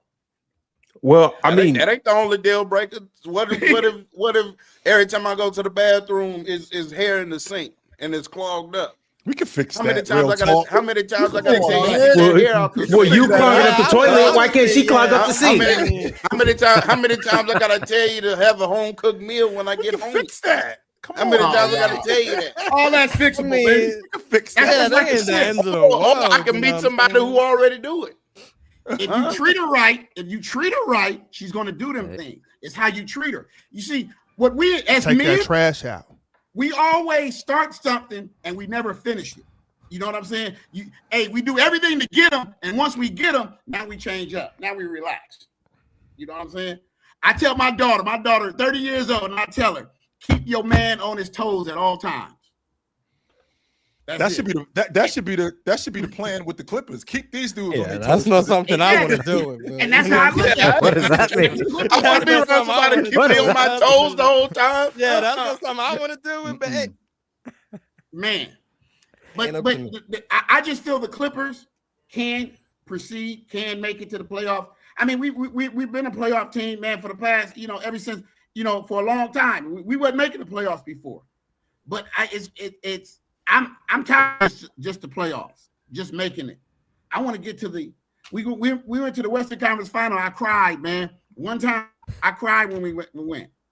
I'm in the stands, man, and that was during COVID. And I'm like, oh shoot, it's gonna be terrific. To be honest with you, Darrell, I really thought that before Leonard got hurt, I thought that the Jazz Clippers winner was going to the NBA championship. Yeah, I was convinced of that. I was like, whoever wins this series is going to the NBA championship. That was their chance. Yeah, and I thought that it's crazy how different standards are for franchises. Like, if a Lakers team makes it to the conference finals, you think any Lakers fan ever? Nobody cares about that. Nobody. But then the Clippers made the conference finals. Yeah, but that's what I'm saying. Like, it's crazy that like the same thing means so much different for different franchises based on like. I don't know how anyway. Well, they've never been to the conference championship before, though, Mars. Exactly. So it's like that's like because of the trauma. Meanwhile, like there's some teams getting to the conference final that like if you don't do that, it's a failure of a season. Meanwhile, the Clippers is like that's the highlight of their franchise. That's how life is, though. That's how life is. There's certain things like that. If I was gifted, I'd be like, oh my god, I can't believe I got this. And there's certain people that'd be like, well, I got one of these when I was 11. Shit out of here, Imagine yourself for us. Expectations. For me, that's like having $1 million in your account. Like, imagine getting $1 million put in your account, and the Clippers going to not winning the championship, but just getting to the NBA championship. That's like $1 million to us, man. As a Clipper fan, that's like, oh my goodness, because I'm going back and forth. I'm going to game 1, 2, 3, and 4, whatever it is. Now, there's some people that just see that and scoff at it. Now, here's the question that I have though with the Clippers. Yeah, because now we're in a space with the Clippers where we have a different generation of fan, right? So now put this on your mind. Let's say over the last 15 years, right? So we're in 2025, 26. So since 2010, 2011, that fan base has seen one NBA championship with the Lakers. One. That's it. Okay. With that being said, they've been to the. They didn't really see it for real. They weren't even in the crowd. They didn't even really see it. On top of that, Mars, like they didn't. We saw it on TV. We saw it on TV. That and they fan played base, nothing. Yeah. right? Yeah, That fan base has only seen one NBA championship, 2 trips to the Western Conference Championship. Your boys have been to the Western Conference Championship one time. This fan base is a little bit different because the standard for 17 championships may be different than what you guys are. My question to you is, with this Clipper team over the next 5 years, you think they could do it? Ooh. It starts from like I said before, it starts from the top, man. I feel if Bomber be Bomber, just enjoy the game and don't be switching, don't get upset, don't be changing, and stick with what he got. Yeah, I'm telling you, I think we can do it. It's just that injuries has prolonged us. Kawhi being injured wasn't his fault. You know, he had the promise, but she keep changing the teams. Why did we get rid of Zubac? You know what I'm saying? I always ask certain things, but I don't ask anymore because I don't know what happens behind the scenes. Zubac could ask for a trade. I don't know that. You see what I'm saying? It's a lot of stuff that you could get behind the scenes that we don't know nothing about that'll never come to light until 15, 20 years from now. That's why I left, guys. You know what I'm saying? So I just feel if Bomber starts the trend of talking to the guys, loving the guys, respecting the guys, and the one thing that he has to do this year, is be honest. He can't lie to nobody. He can't say you're a Clipper for life, and then all of a sudden he trades you 3 months later. He can't do none of that because that's the rumor on it. I hear this from different players. So people people don't feel trust, and Bomber has to regain his trust again. And once he do that, bro, man, I think that's what he did to Blake Griffin, right? It was Blake Griffin. He signed him to the extension, told him like you're the future, and then they traded him mid-season. Exactly. So when you do that, when you say you're the star, and then you trade him, it's like no star has no chance here. You see what I'm saying? Now when Kawhi came, go ahead. I hear you talk about like it starts at the top. You've said it starts at the top like a couple of times. So I do want to hear. You know, we haven't addressed the elephant or the Kawhi in the room yet. How do you feel about the recent rumors and turmoil around the franchise right now with everything that's going on, right? You guys are currently under investigation, at least Steve Ballmer is. So how do you feel about like that situation, and you know, how do you think that can impact y'all moving forward? I mean, we have to wait and see what the NBA is going to come back with before we can, because we don't even know if Kawhi is going to leave. We don't know if we're going to get Brandon Ingram. We don't know anything about that right now. You know what I'm saying?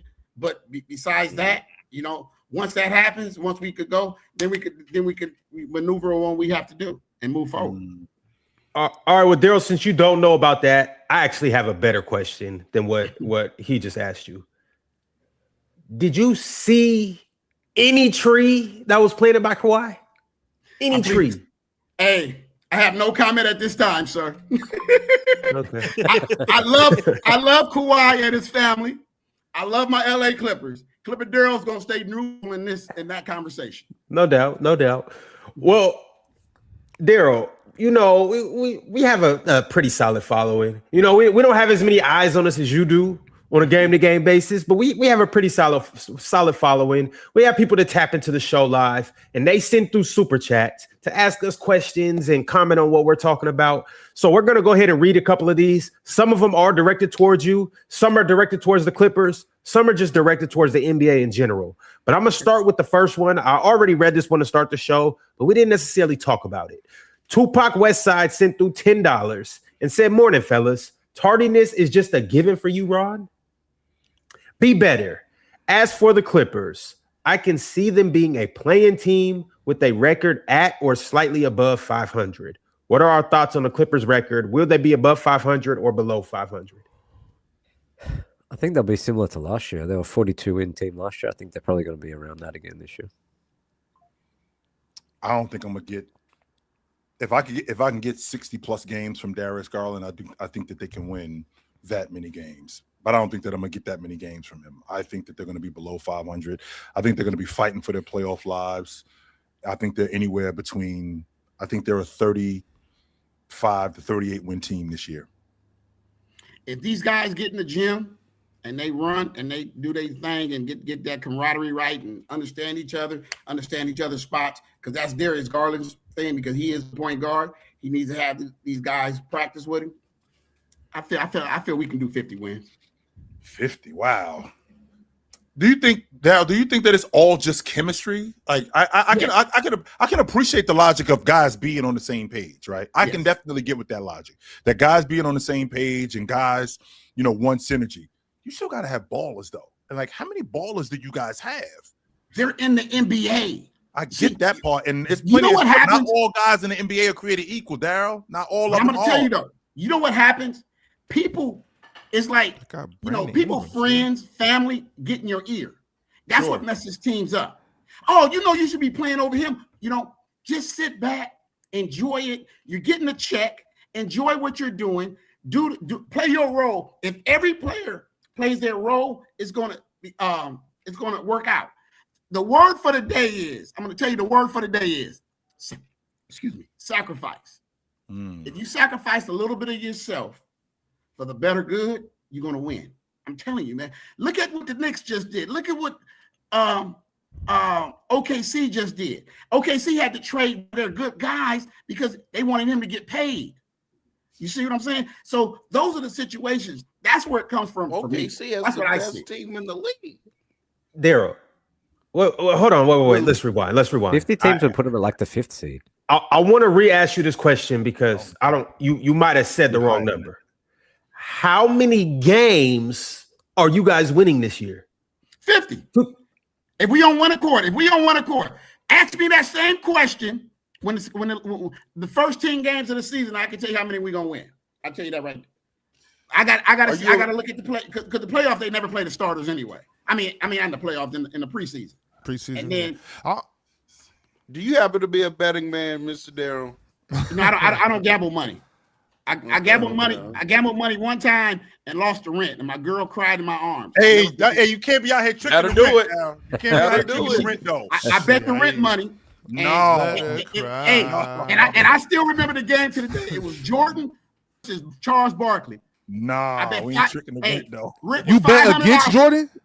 Yeah, it was against Jordan, and I had 7.5 points to the over, and Charles Barkley, instead of him going to go make the basket, he threw it in the air, and I lost the bet. And I don't gamble. That's why you always see me. You might see me in a Laker jersey. I only gamble stuff like that. Yeah, so that's why I don't gamble. Oh, okay. Yeah. Betting against Jordan, I just can't do that. In order for the Clippers, I'm sorry, but I just wanted to take it back a second though, Chill, because you were talking about like the ballers. And once again, it just makes me feel like y'all are really sleep on Darius Garland. Now, we talked about this earlier. I think y'all sleep on Darius Garland. Also, I mean, that guy Brandon Ingram. Like, it's not. So how many games do you think they're gonna win? They're gonna be competitive. Not 50, but once again, like I said yesterday, I'm not gonna this whole 30 for 30 segment we're doing. I'm not gonna really assume the amount of wins the team's going to have or assume the seeding for any of these teams. I need just like Darrell said, I need to see about 15, 16 games before I can really see that for anybody. That goes for all teams. There's some teams out here that the people are low on that could be high on. Like for instance, Real Talk Squad, like the Lakers, that could go either way. Like, they got Luka Doncic that can go either way. They could be one of the best teams in the West, or they could be 6-7. You know what I'm saying? So I need to see. I just need to see them play together. And I'm not saying I think the Clippers are gonna be a top 6 seed or anything like that. I'm not saying they're gonna be a bottom seed either. But Darius Garland and Brandon Ingram can play some basketball. They still got some dogs over there. They got Chris Dunn. You know what I'm saying? They got Isaiah Jackson. Isaiah Jackson, yeah. They got. And I'm not. Wrong. They're gonna be competitive. I'm not. I didn't. I didn't say. The second day before y'all doing this, we don't gotta do this. Yes, we do. We do gotta talk about the teams. He's not pushing it. 50's out of the realm of possibilities. Sorry, Darrell. It's not happening. Ron, if you didn't want to talk about the teams, we shouldn't be doing the 30 teams We're in 30 talking days. about it. Segment. We're talking about it. Okay, so let me talk about it. All That's I'm saying is that's Derrick Jones. They got Rui. They got hoopers over there. So it's not like this team should just be a bottom feeder. We expect to run through the Clippers. I think the Clippers are one of those teams where we're on a road trip. We go to Inglewood. We can't go out the night before. Like we actually have to play against these dudes. You know what I'm saying? Like we actually got to play against these dudes. And I mean, you can. Is this on the front end of the back-to-back or the back end of the back-to-back? Either way, it's there are teams like that in the organization in the association this year where you're gonna have to play. We're not looking at this team like they're a threat deep in the playoffs. We're not looking at this team like they're a Western Conference championship contender. We're not looking at them like that, but we are looking at them like when we come to town, we have to beat these dudes. Like they're not gonna lay down. Get that gnawed ass, nasty ass hand out my 34 and a half. Darrell, when I put this hand up, that means I'm a betting man. And Darrell, you know what? I've lost the rent before too. The thing about it is, I'll take the under on the Clippers and I'll lose the rent again. Yeah, don't take no advice from this dude when it comes to betting money. I will lose the rent again because I'm going under, and my under for the Clippers is so low. Darrell, I'm sorry. They'll be in the relegation zone with 34, Ron. What? They'll be in like the relegation zone with 34 wins. You got them there? I have them. You think the Clippers gonna have 34 wins? 34 or less. Okay, so who's your team? Who's your team? Seattle. Run for the streets too, by the way. The Supersonics. Run for the streets. I'm from where Steve Ballmer from. You know, we got our team ripped from under us, but this year you could say I'm a Sixers fan, and not because of LeBron. Yeah, that's what it is. No, it's not. I promise you, it's not because of LeBron. Okay. I promise you. That's Tyrese. Since I see you a fit dude, right? I need 100 push-ups. Let's bet 100 push-ups on call. On call. I can call you at any time. 100 push-ups. 100 push-ups. Call you. You got 100 in the chamber right now, Darrell. I need 10 of them right now. I need 10. Hey, Darrell, no doubt we could do that. But you know what I need? What? Hey, when I come to LA, I need you to chauffeur me around the city. Hey, not for long. Not all day, not all of that. I need you to take me to a nice, good place to eat. You ain't even gotta pay. You ain't even gotta take care of the bill. I just need you to pick me up from either the airport or pick me. I might just fly in for just for a meal with my man Clipper Darrell. I need you to pick me up from the airport or pick me up from the hotel. Take me to the best spot in the city to eat, whatever you deem the best spot. And that's all I need. Do I do it That's in the Louis Clipper Burger. car? Louis Burger. Yeah. It got to be in a Clipper car. Okay. You got that. In fact, just taking the Louis Burger, the one in Long Beach, though. That's all right. Hey, that's all right. I can do. No, You know I can do me some Louis Burger. That's the one I want to go to. Carson. On Long Beach. Real talk. Would it blow your mind? Because 50 wins don't really sound like a lot, but I was just doing some homework. And them chili cheese fries, boy. The 3 teams that won 50 games or more, 4 times at minimum throughout the course of the season, they went on 4-game winning streaks. Can the Clippers have 4-game or more winning streaks? Can they do that? No. I'm not winning 50 games. I'm going with camaraderie, man. I'm going on. If these guys sacrifice, it's on, man. One of the best coaches in the league. I believe. No, Darrell. But with that being said, Darrell, I can appreciate the sack. What are we sacrificing? Am I sacrificing shots? Am I sacrificing minutes? You got to sacrifice your game. What am I sacrificing? Because I can tell you what I'm not sacrificing. I ain't sacrificing bread. Rui came over to the Clippers to get paid. He ain't come over to the Clippers for nothing else. He came over there to get paid. So these dudes ain't sacrificing bread. That's why Derrick Jones is over there, because the Dallas Mavericks wouldn't pay him. So that's why and the Bulls wouldn't pay him. So he over there. These dudes ain't sacrificing bread. So we already know that. And if I'm not sacrificing bread and I'm on a contract where my deal might be up, which is what's going on with the Los Angeles Lakers, these dudes is playing for deals. And if they're playing for deals, we are not on the same accord because I'm trying to get paid. That's why we won't win then. If they have that attitude, they won't win. Bomber's going to find the money for you. Bomber's going to, we know that. We already know that, Paul. Yeah, we know that. I shouldn't even say that. I shouldn't even. We know that. We know he'll find that bread. Yes, sir. It was fun. Yes, sir. We will find that bread. But what I'm saying is, all I'm saying is if he sacrificed a little bit of his game, you know, Rui sacrificed a little bit of his game, Darius is going to be your floor leader. You know what I'm saying? So these guys, I'm telling you, man, I can go. Now, if we go over 35, he said 34. So if we go over 35, I win, right? That's correct. That's okay. Correct. Yes. Okay. Yes. Hey, and Darrell, another thing too, because you keep saying sacrifice and chemistry and all of that.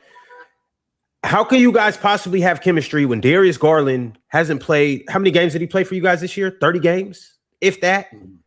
Brandon Ingram hasn't put on a trade, and we're assuming that the trade goes through. Wait, hold on, wait. Before we do anything, this is null. Our agreement, our bet is null and void if Kawhi comes back. Which he's not, by the way. Okay. Yeah, if Kawhi comes back, now I change my tune completely. I'm talking about with Brandon Ingram there, who obviously this would be his first season playing.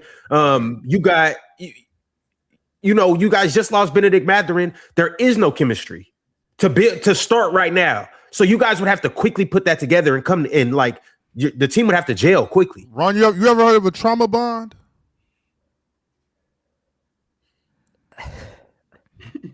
I actually don't think they have to sacrifice. I actually think they're going to need Ty the Lue's opposite. A great communicator. Ty Lue's a great communicator.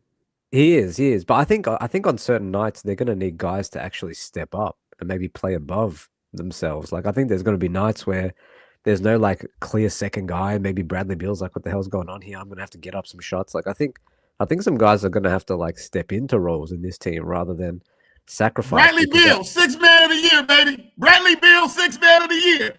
Hey. Can he even run still? Do we know that? Of course he can run. That's why they signed him, Chill. He back.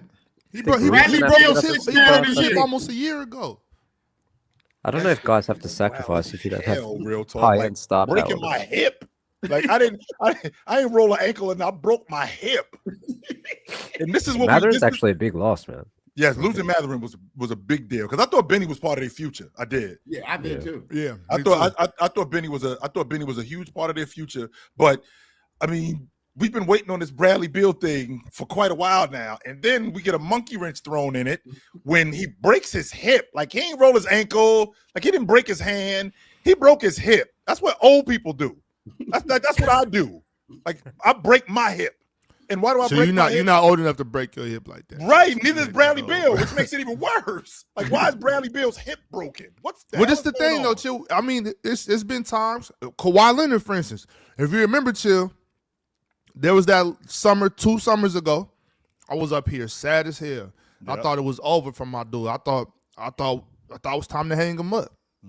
I was up here shedding real tears, real talk. Real tears. I was sad. I thought Kawhi was done. Thought my boy had to hang up the boots, and he bounced back. He bounced back. You see what he did this year. Chill. Why B-Rad can't? Why not? Why can't B-Rad bounce back?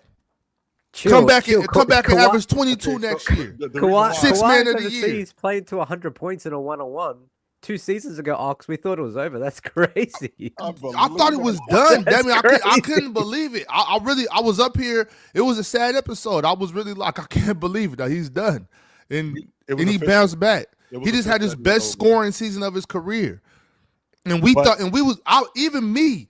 I'm always optimistic about Kawhi Leonard. I thought I'm always give him a chance. Give him a chance. He'll be all right. It's Kawhi, you know? And I was ready to write him off. And then last year he comes back and gives us his best offensive season as far as, scoring the ball goes. So why can't we be optimistic about B-Rad? Because, I mean, optimistic about not from you, hating ass. Not you. Optimistic anybody but your hating ass. Do you think Joel I'm not a hater of Bradley Beal. It just is what it is. Bradley Beal is not going to be like a great player again. He's just not. But why? You can't say he's just not. Yeah, he's past that. Why? Yes, he's broken his hip.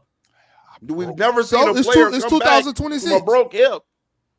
That sounds wild. Real talk. We've seen people come back from an Achilles before. We've seen people come back from a broken hip. 6th man of the year. It doesn't happen.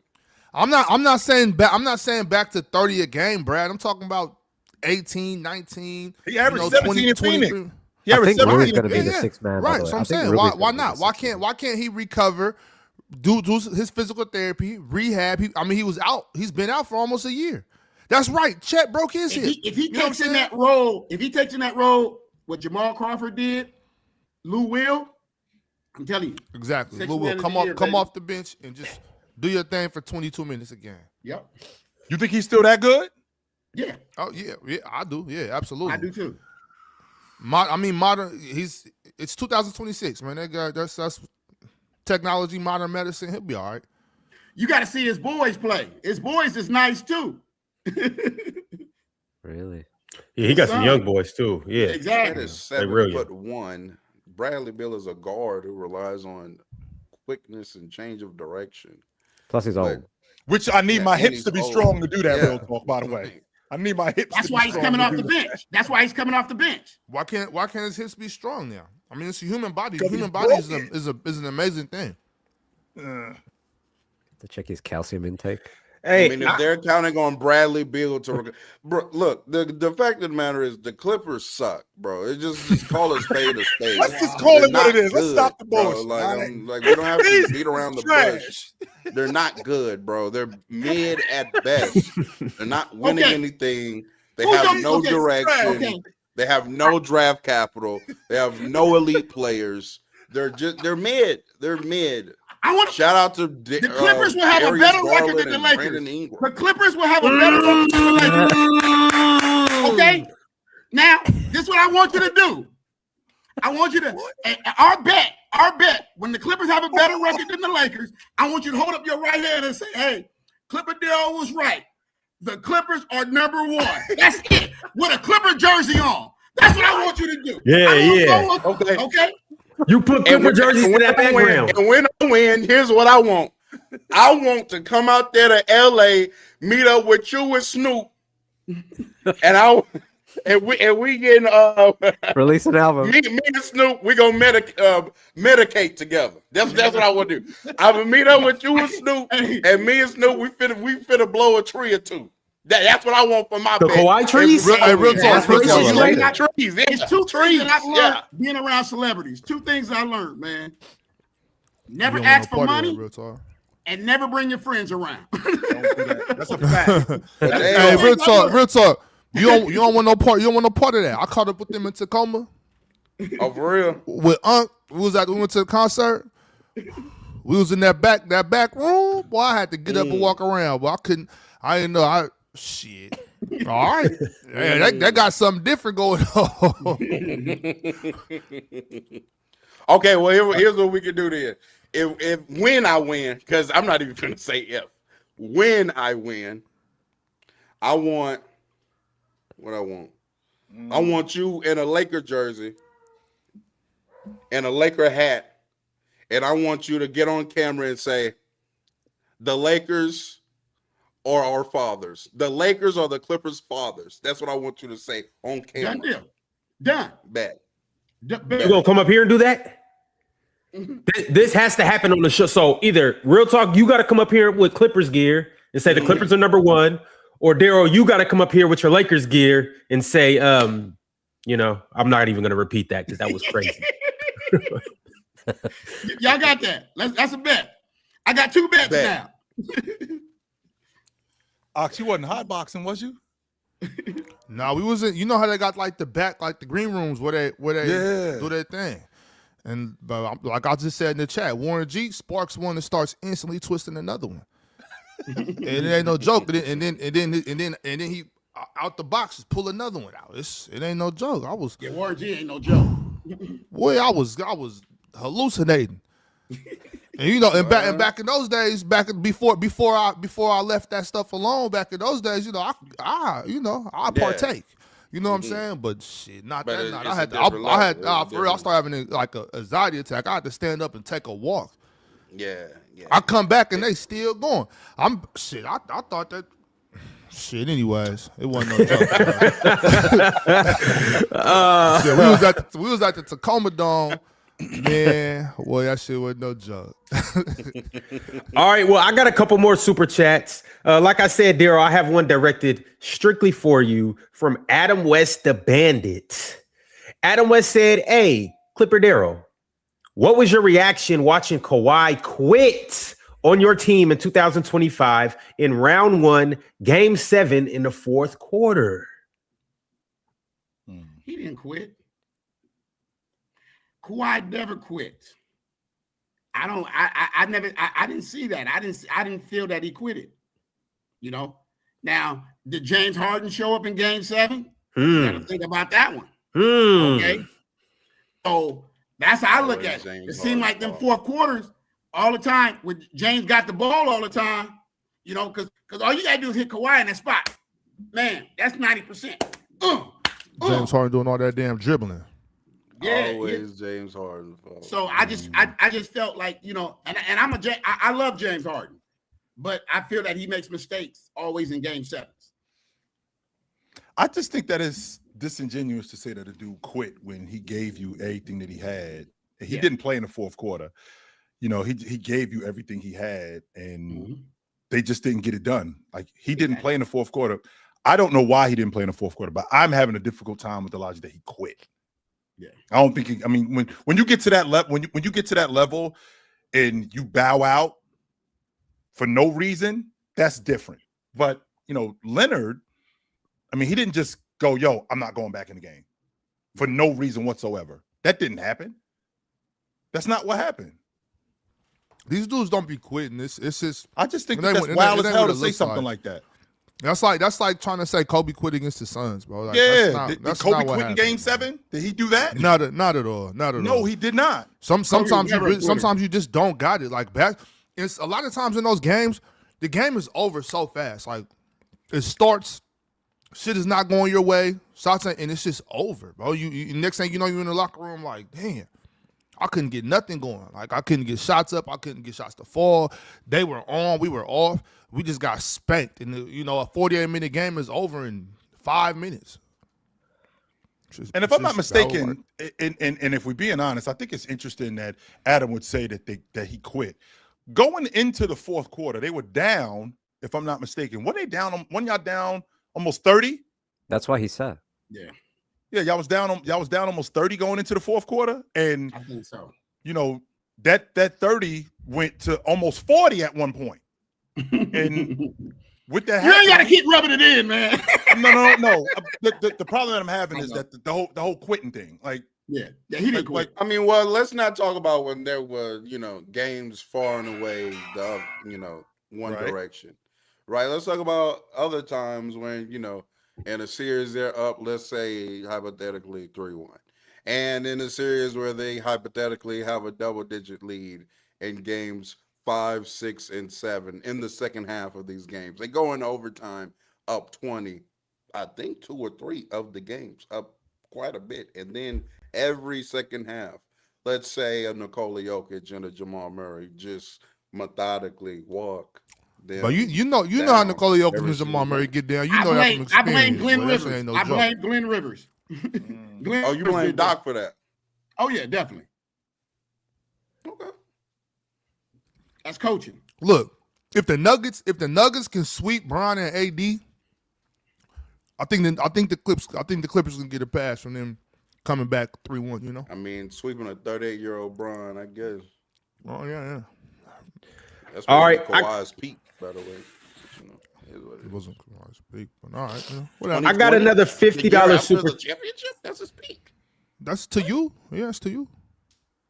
Either way. If Anthony Davis, Aaron Gordon, and Jamal Murray can put belt to ass on y'all like that, I think we can see how they can come back against the Clippers. Yeah, you can beat a 39-year-old. You know from experience how good the Nuggets are. You know from experience how Jamal Murray gets. You know how Jamal Murray gets. When Bron saw how Jamal Murray gets. You know, look. We put belt to ass. You see how he upset now? Yeah, you see what goes on. I'm telling the truth. You see what goes on. You know how Jamal Murray gets. We saw that same team that same year. We saw that same team that same year, and we gave them belt. AD gave them belt. Bron gave them belt that same year. That your guy couldn't. Your guy got walked down 3-1 during the peak prime of his career. And Bron was already, 34, 35 in 2020? You know how serious them Nuggets get. Belt to ass. You know how serious the Nuggets is, boy. You know what's up. And they know what's up with a prime Bron too. You know they lucky they got to play him out as prime. You could also say they know what's up with a prime Clip or with a prime Luka too. Yeah, he been giving them the business. Yeah. But all right, y'all. I got a $50 super chat from Teddy Hart. Teddy said, "And guess who has the swap rights with the Clippers for this upcoming draft?" Hashtag Thunder Up MFs. By the way, any fire to the smoke with Kyrie to Miami? Y'all dudes want to see these super teams, these quote unquote super teams again? Yeah. I thought that thing was over. I'd be lying if I said it wasn't over, but I thought that thing was over. You know, Kyrie Irving, Klay Thompson, Bam. So what happens if Kyrie Irving does, Ron, to your point, end up in Miami and they win the NBA championship? What's the now logic? So Giannis needed a bomb squad in order to win it? Well, no, he didn't, because he actually did win it without a bomb squad, even though he did have a damn good team when he was in Milwaukee. But then when he gets with this group, well, he needed all of this in order to win. When in reality, more times than not, you need a really good team in order to win. But then what does this mean for Kyrie Irving? Is Kyrie Irving the man on this crew? But this elevates Kyrie Irving's status because he won without James. Right? So with winning without James, now what does this mean for Kyrie Irving? I'm kind of over the whole bomb squad thing / discrediting guys when they get on good ass teams. Yeah, I'm over it. It's done. It's dumb. But chill though. Like the Miami Heat's job should be to get better, right? Every year. That should be the idea. So why would you be over them getting Kyrie Irving when it is clearly a logical move? Because you need a point guard, or you just need a secondary scorer, somebody that can create off the bounce, and he's one of the best at doing it in the league. You obviously need shooting, floor spacing, and on top of that, that is one of the best available options. Why would you be over them just deciding to upgrade their roster and get better? I'm not over them upgrading their roster to get better, but history has shown us that teams, when they're built like this, in the short term, it doesn't work. History has shown us that. We've seen plenty of times where teams get, or quote unquote, put bomb squads together. In the short term, it just doesn't work. I mean, this wouldn't be a bomb squad, though. On paper, it is like Kyrie Irving, Klay Thompson. Even though I don't think Klay Thompson is that good anymore, I still think he still got it though. He can shoot the ball. That's all he needs to do over there. I still think he's one of the better shooters in the game. But I'm saying Klay Thompson is not a name that you bring up nowadays for a bomb squad. But it is when you're sealing the deal on the bomb. The bomb squad is Giannis, Bam, and Kyrie. Then you get Tim Hardaway. You got Andrew Wiggins. You got Klay Thompson. You got Davion Mitchell. You got Davion. You got Wiggins. You got that's a lot of perimeter defense. You got interior defense. You got perimeter defense. You got Giannis, Bam, Andrew Wiggins, Davion Mitchell. You got D all over the place. You got shooting with Klay Thompson, Andrew Wiggins, Tim Hardaway. You got Kyrie Irving, a great complimentary scorer to Giannis, or vice versa. They complement each other. You know what I'm saying? What do you mean? How is this not a bomb squad? You know, real talk. I don't got time to teach you basketball right now. You know what I'm saying? I don't got time to teach you ball today, bro. If you don't see how good that team is, then I don't know what to tell you, dog. I can't help you today. So what happens? Yo, fellas, right quick, chill, because I don't think it's gonna happen, by the way. Darrell's about to leave here in a second, but I do want to ask, how do you feel about Kyrie Irving in Miami? You like that? Hey. You know, I just feel guys go where they want. Guys want to go where they're wanted, man. And you don't know what happens behind. See, it's a lot of stuff that happens behind the scenes, man. And you get tired of hearing the trades and your name in the trade talks. Just let me go, please. You know what I'm saying? Your agents is always in your ear. Your family's in your ear. Everybody's in your ear. You know, sometimes, man, that mental health is real, bro. And if Kyrie needs to go to Miami, let him go. Let him go, man. I need to be traded to Miami too. You know, as a matter of fact, Life hasn't been up here in the Pacific Northwest. It hasn't really been good. I need to, I need to prioritize my mental health as well. You guys want to come with me to Miami? I need to prioritize my mental health. I ain't going nowhere with your crazy ass. Hell no. Definitely not with you, Ron. I need to prioritize. Well, I know one thing. When the I'll be there with you, Ron. All right, thanks, Damian. Hey, Darrell, I know one thing. When the Clippers go under 35 games, you going to be with me somewhere. Nah, that won't happen. That will not happen. 35? Oh my goodness. That's a horrible season. Garbage. 35 games? Trash. Hey, we'll just have to see. Baby. I can't wait. Y'all for our bet, I should have knew you when you was betting rent money. Oh, you some of the that was some of the easiest money. Yeah, I was betting rent money back then, baby. Darrell, we appreciate you pulling up. Before you do leave, we got a lot of people that are probably going to watch this episode. Do you want to plug your social medias, where people can follow you at, where people can find you at, where people can just keep up with Clipper Darrell? At Clipper Darrell, baby. ClipperDarrell. That's everything that I do, man. ClipperDarrell.com, Clipper Darrell Cares, my foundation. You want to donate, whatever you know what I'm saying? I give back to the communities, man. These kids are very important, man. The kids are the future, baby. Absolutely. Bro. Y'all heard him. Everybody go follow, donate to the foundation if you got it. And once again, just stay locked in. I need one of them suits, Clipper Darrell. I need one of them. Hey, we need to work on that. What, do you live in LA? Are you from? No, but I'll Where come you out at? there to get one of them joints. Yes, I will. Because we got a couple of tailors up here, and I've been trying to get a suit, and it just hasn't worked out. So unfortunately, I got That's unfortunately, crazy, I got the fact that every panelist don't have a suit. Is crazy. Now I got to go to Clipper Darrell to get a suit because I got a couple of tailors up here who I've been trying to get a suit from for like 4 years now. So Clipper Darrell. Well, LeBron keeps switching teams, so I don't know what theme you want. Like what theme suit you want? Just put King James in the jacket. He ain't got to have no team. Call me offline. Call me offline, and we're gonna take care of that. There it is. This is what I'm talking about. This is a man after my own. Thank you very much, Clipper Darrell. Good to talk to you, brother. We appreciate you, man. Much love, man. Absolutely. Hey, all right. Oh, you're crazy, man. But I love the show. Hey. All right, we'll catch up with you soon, my man. Absolutely, brother. Good to talk to you. Yes, sir.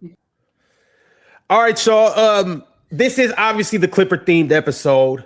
We had the biggest Clipper fan in the world come on the show. But it gets a little better. Now, before I bring our next guest up, I need everybody that's in the chat. First off, go follow Clipper Darrell. Like the video, comment, subscribe, and just keep doing what you guys are doing in the chat. Also, I know you guys see in the background, the polls are back. Dub Host is back. We back up, y'all. All right, I'm getting, I took a break. I had to rest right quick. It's the off season, but I'm starting to, I'm getting my conditioning back up. I'm getting my hosting back up, because the season's right around the corner. 30 teams in 30 days. This is the Clippers episode, but I need to bring somebody else that knows a little bit more about the Clippers than the rest of us combined, and maybe Clipper Darrell as well. Yo, Adam, what's going on, my friend? Yeah. Thanks for having me on. I'll do my best. It's good to be with you guys. I've been a fan for a while. I've come on with Panic a few times. I've had Swipa on. I don't know why they're so shook and aren't on this show, but it's good to be with you guys. We needed to lose all biasness. We need to see you in your truest form without them doing what they do, Don't get me started like real talk, and they lied. Don't get me started.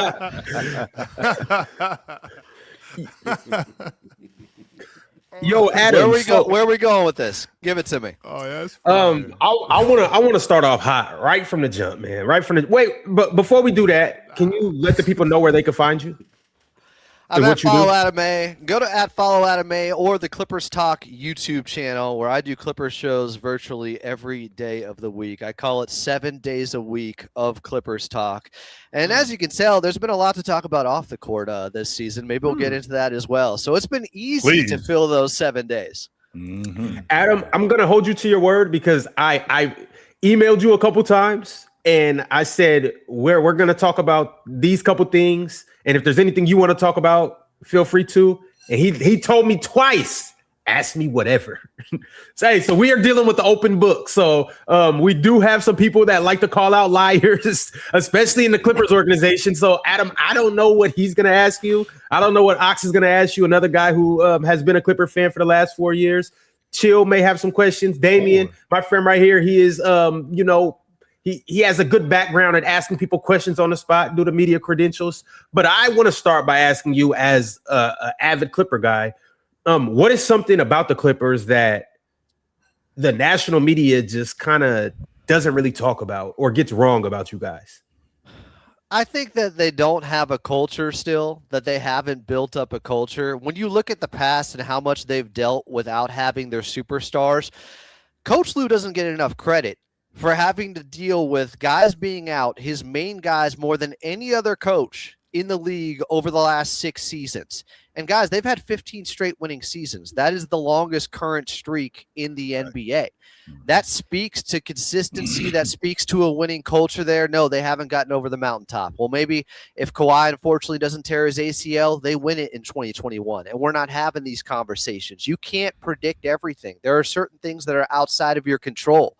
But for the most part, the things they can control, they've done a good job with. So I'm talking about like a season, let's say the 21-22 season. Kawhi's out with the ACL. Paul George is only playing 30 games, and they still have a winning record. Or when they're in that transitional phase before the 2-1-3 era, before 2019 when they get Kawhi and Paul George. They have SGA his rookie season. They take the Golden State Warriors to 6 games in that first round. The Golden State Warriors with Kevin Durant, by the way. They find ways typically to overachieve, and I don't think they've been given enough credit for that because most people view it as, well, they've actually underachieved since they didn't win a championship during the last 7 years. It's fair to say it was a failure because of everything they gave up. It's also fair to contextualize things and go, well, they had the bubble issue going on. A lot of teams had to deal with it. The Lakers came out on top. And then it looks like they're going to win that next season, and Kawhi tears his ACL right as he and Paul George are peaking and playing their best basketball together. And not only 21, Adam, but 23 as well. If you look, if you see what Kawhi was doing to the Suns before he had to come out too. So I mean that's 2 seasons. No, I mean you could say how you know the beginning of the end was Kawhi tearing his ACL.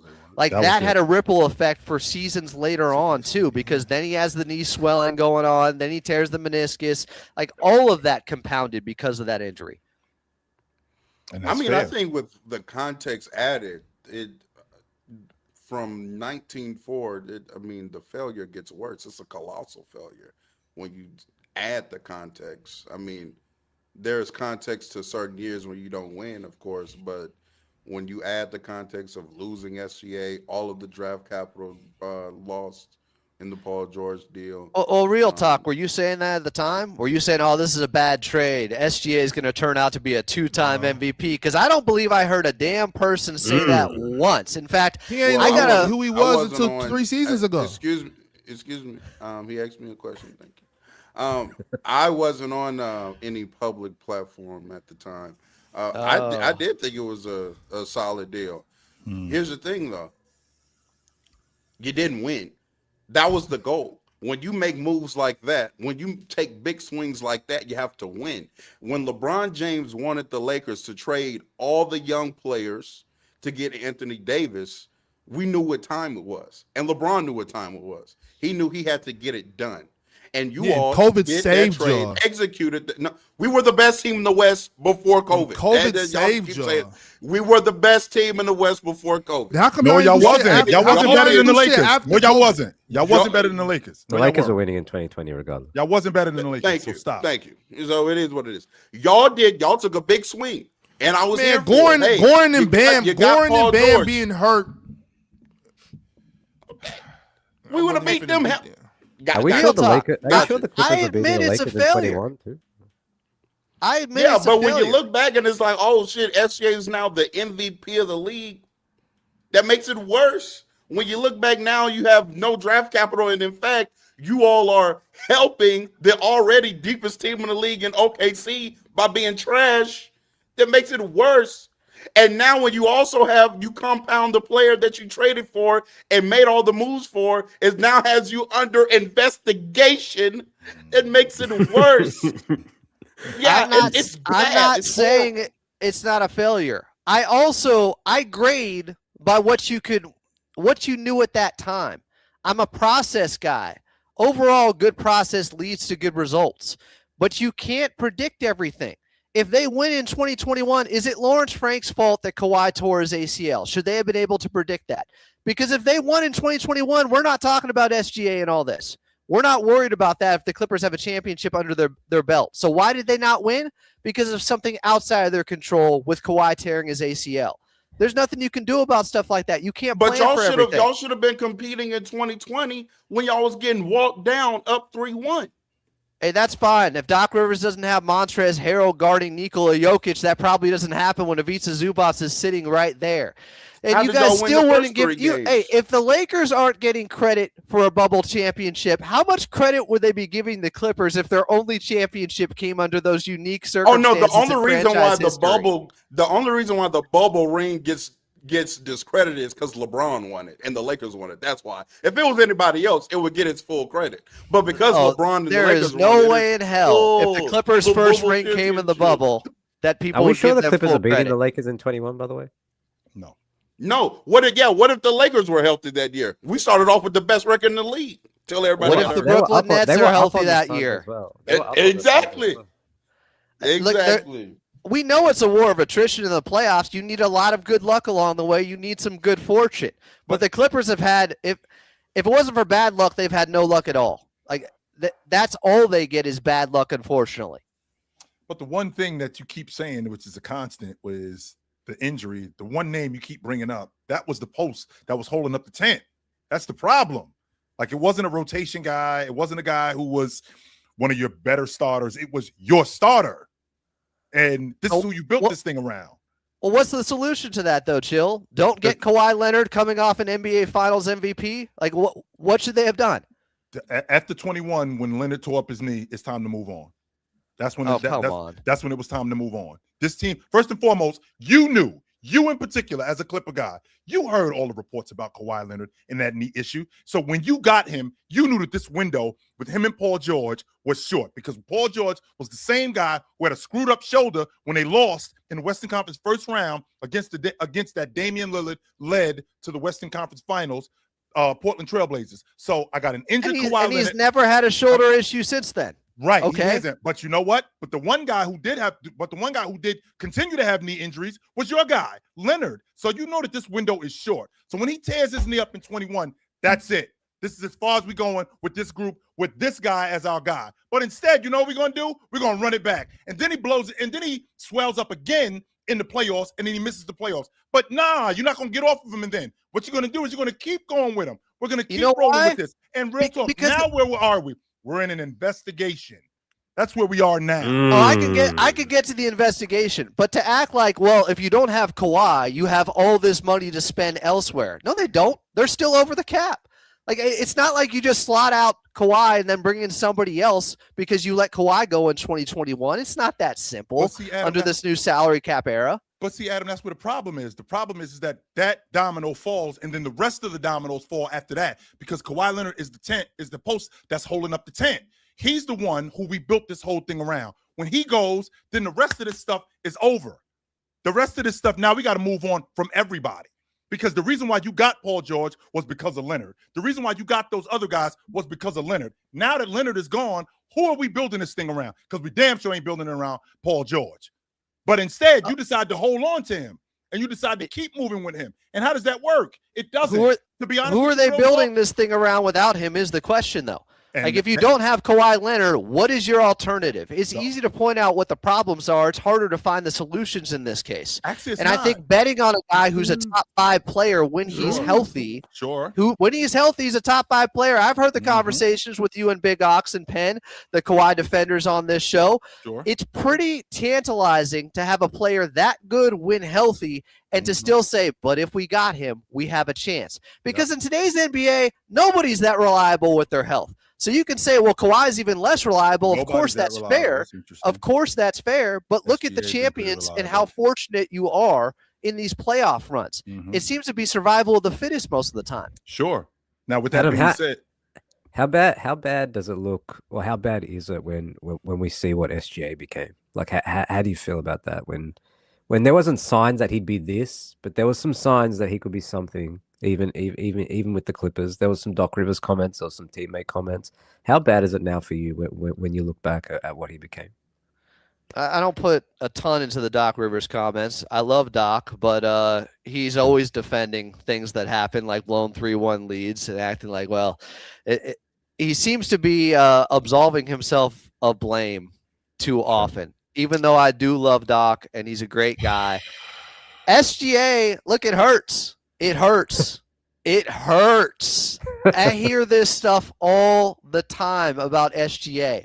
What I didn't hear was back in 2019 that he'd be a 2-time MVP and a finals MVP. We thought all-star. We thought he could be an all-star at his best. Nobody knew he was going to be this good. I pulled video of all the big analysts out there when the trade went down. I have it pinned at Follow Adam A at the top of my X account to call out everybody on day one and what their take was when they traded SGA. You know what they were talking about? Danilo Gallinari going to the Oklahoma City Thunder. They weren't even thinking that SGA was the biggest loss in the trade. They talked about the picks. They talked about Gallinari, and they didn't even mention SGA. Bobby Marks isn't even bringing him up. Guys, he was all rookie second team. He averaged 10 points per game. Like, this isn't somebody that came out like Luka or something like that was averaging 20 points right away. So nobody could have seen this coming. So it hurts, but I can't put all the blame on the Clippers front office. Like, how did you not know this was going to happen when nobody felt like this was going to happen with him? At the SGA point of it is definitely all hindsight. But even at that time, it's a lot of picks to give away. Even at that time for Paul George. I think they still do the deal. Well, though. You can't frame it as Paul George. Like, they did it so they could get Kawhi. They did it so they could get Kawhi to come. If you get Paul George, I will be here. It's two guys that they got for using all those picks. Technically, it's Paul George. When you put that dumb graphic up, it's like, well, how could they give up all this? I don't know, because Kawhi said, if you get Paul George, I'm coming, and he was the reigning finals MVP. And when you have a chance to get two guys, and Paul George was coming off top 3 in MVP and DPOY, two guys of that caliber, it doesn't come along very often. When you have that opportunity, you got to go and make that move. It didn't work out. Probably 90% of the time it does. Clippers luck, it didn't, for injuries and other things outside of their control. Adam. I agree. Adam, I got this video up right now at Follow Adam A. I can't wait to watch this video. As soon as the show ends, I'm going to watch that video. But I want to ask you, because Damian obviously brought up SGA. Real talk, until he stops streaming, he will never not bring up the whole Kawhi situation. Chill brought up Paul George. I want to ask you, because you said that you guys have had bad luck forever or no luck. If you could go back over the last 10 years, actually before the Chris Paul era.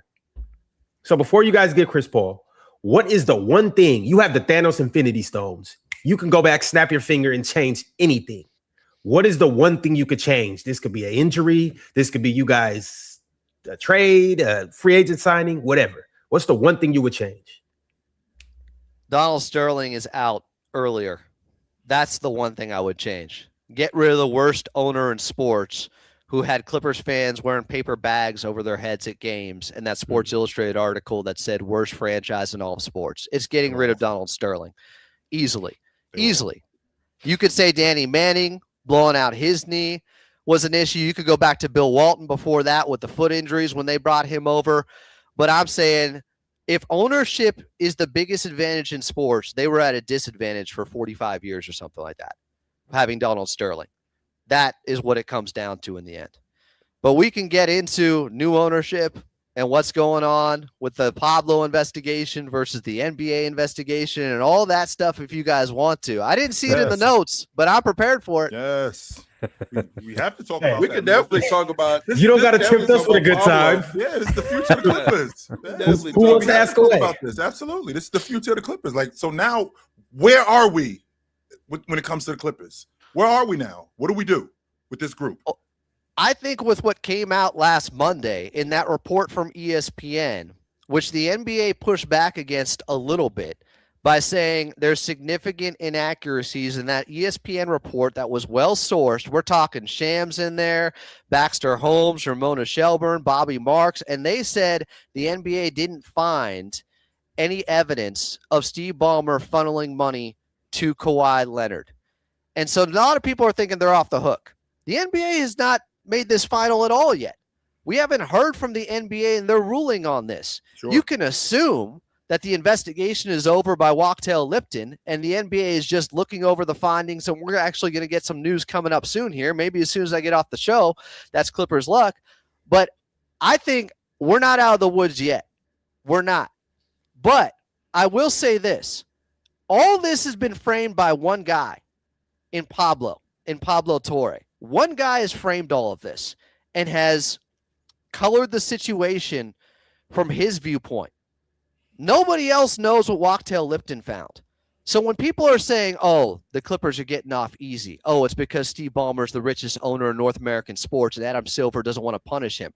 Maybe it's because Pablo's framed things to feed his story, to give him more ammunition, to get him 14 episodes out of this Clippers saga, where 7 of his top 10 episodes, his highest viewed episodes, are all about the Clippers. So don't tell me he doesn't have an incentive to keep doing this stuff and only follow the trails of evidence that agree with his theory and his conclusion that the Clippers committed cap circumvention. I don't know, man. It seems pretty compelling, the stuff that he's coming up with, the stuff that he has. It's not like anybody's refuting these claims. It's not like the stuff that he's coming up with that, okay, wait a minute, that didn't happen. It's not like the stuff that he's coming up with where Kawhi Leonard did sign with a quote-unquote dummy company and he didn't show up to work. It's not like that didn't happen. That did happen. I'm glad to be on today. Trails. Right. It's like the stuff that's going on, though, Adam. The issue that I'm saying is that it's not like it's propaganda where we're only hearing one voice and nobody's pushing back, even though they have all the evidence. There's no other evidence to suggest that this isn't going on. You said nobody's refuting it. Hi, I'm Adam Moslin. Good to be on with you guys today. Let me refute it. What you got? I can go back to one of his first episodes when Mark Cuban was the lone guy refuting it. I do remember that. And they were having debates for multiple episodes. And one of the things that's very telling to me about Pablo and this great investigative reporter through YouTube that he has become, that everybody's giving him credit for, and I think it's undeserved credit, one of the things that he missed right away was he's arguing with Mark Cuban about Kawhi getting less money to go to the Clippers, $49 million less. He's saying he could have gotten $190 from the Toronto Raptors over 5 years versus the Clippers giving him 4 years and $141. The difference there is $49 million. And he said, well, Aspiration is giving Kawhi $48 million. It's too close to be a coincidence, right? It has to be real. Ballmer's putting in 50, Kawhi's getting 48 out of Aspiration. Well, guess what Pablo forgot about? What? Kawhi didn't get 4 years, $141 million. He got 3 years, $103 million. His math was completely wrong. What he insinuated in that episode was completely debunked easily. And I put it out there on Twitter. And I said, yeah, you're right. It was a coincidence because he didn't get the math right. Because the $49 million that he was saying he missed out on and got 48 from Aspiration, well, no. Because there's a difference actually of $87 million if you do the math between $190 taking a contract with the Raptors and $103 over 3 years with the Clippers. He was completely wrong with that, guys. He never admitted it. He did follow me after I posted the video on Twitter. He did follow me. At some point, he unfollowed. Maybe he said, oh, he's a Clippers employee. I can discount anything he says. Pablo Torre, just recently, that's only one example of him, the investigative reporter that couldn't Google how many years did Kawhi get from the Clippers when he signed in 2019. Apparently, that was too tough for him. He couldn't figure that one out. That's crazy. You really just debunked the whole thing in 90 seconds. Shame on you. Shame on Pablo. We're getting $50 million in the company. Because I want to. It doesn't. But keep going, Adam. Keep going. That's crazy. He lied. He lied. Before you go, Adam, you got to understand, Adam, also that this has been going on for almost a year. Pablo has brainwashed a lot of people. And also not only that, Adam, a lot of people want Steve Ballmer to be guilty because they hate rich people. Also, people already hate Kawhi Leonard, so they also want him to be guilty. So you're fighting a a steep uphill battle right now because they've already convicted Kawhi Leonard and Steve Ballmer in the courtroom of public opinion. Do we have the smoking gun? Do you think people hate Kawhi? Go ahead, Adam. Keep going. I don't think people hate Kawhi, but they like sensationalist journalism. But they think it's a juicy story. And if you're getting the facts from one guy, you're seeing it through his prism, through his worldview. Mm-hmm. There's been no counterpoint to any of that stuff that he said outside of me and Mark Cuban. And little old me isn't going to be enough to convince people until I come on a show like yours and do it on a bigger platform now. But I can go further. Got you, Pablo. Yeah, I want to hear more debunking points. Yeah. First of all, the point of bringing up the math problem that he had there, my issue is, do you think he really didn't know that Kawhi only took 3 years for 103 when he was saying it was 4 years for 141? Or do you think he knew and he intentionally misled people because it fit his theory that, he missed out on $49 million from the Raptors and he ended up getting $48 million from Aspiration? I think he intentionally misled people with that. And I can give you another example. Why? What do you mean no way? He couldn't Google that Kawhi got 3 years instead of 4. He couldn't figure that out. The investigative reporter. Yes, that was too tough. And in fact, he's a really good investigative reporter. So it's either incompetence or he intentionally was misleading people. It's one or the other. I mean, you got two options. Smart people have been at times incompetent. And yes, he might have made a mistake. Does that negate the fact? It's not just him. Does that negate the fact, though? He has a research department. And research people screw up. But does that negate a whole department, Chill? Yeah, research people screw up. 100% they do. Like, research people overlook things. Research people screw up. Research people forget facts and things like that. He's too smart to make mistakes like that, Chill. 100%. But that doesn't negate him. So from when not are you saying he signed the extension? What year is this?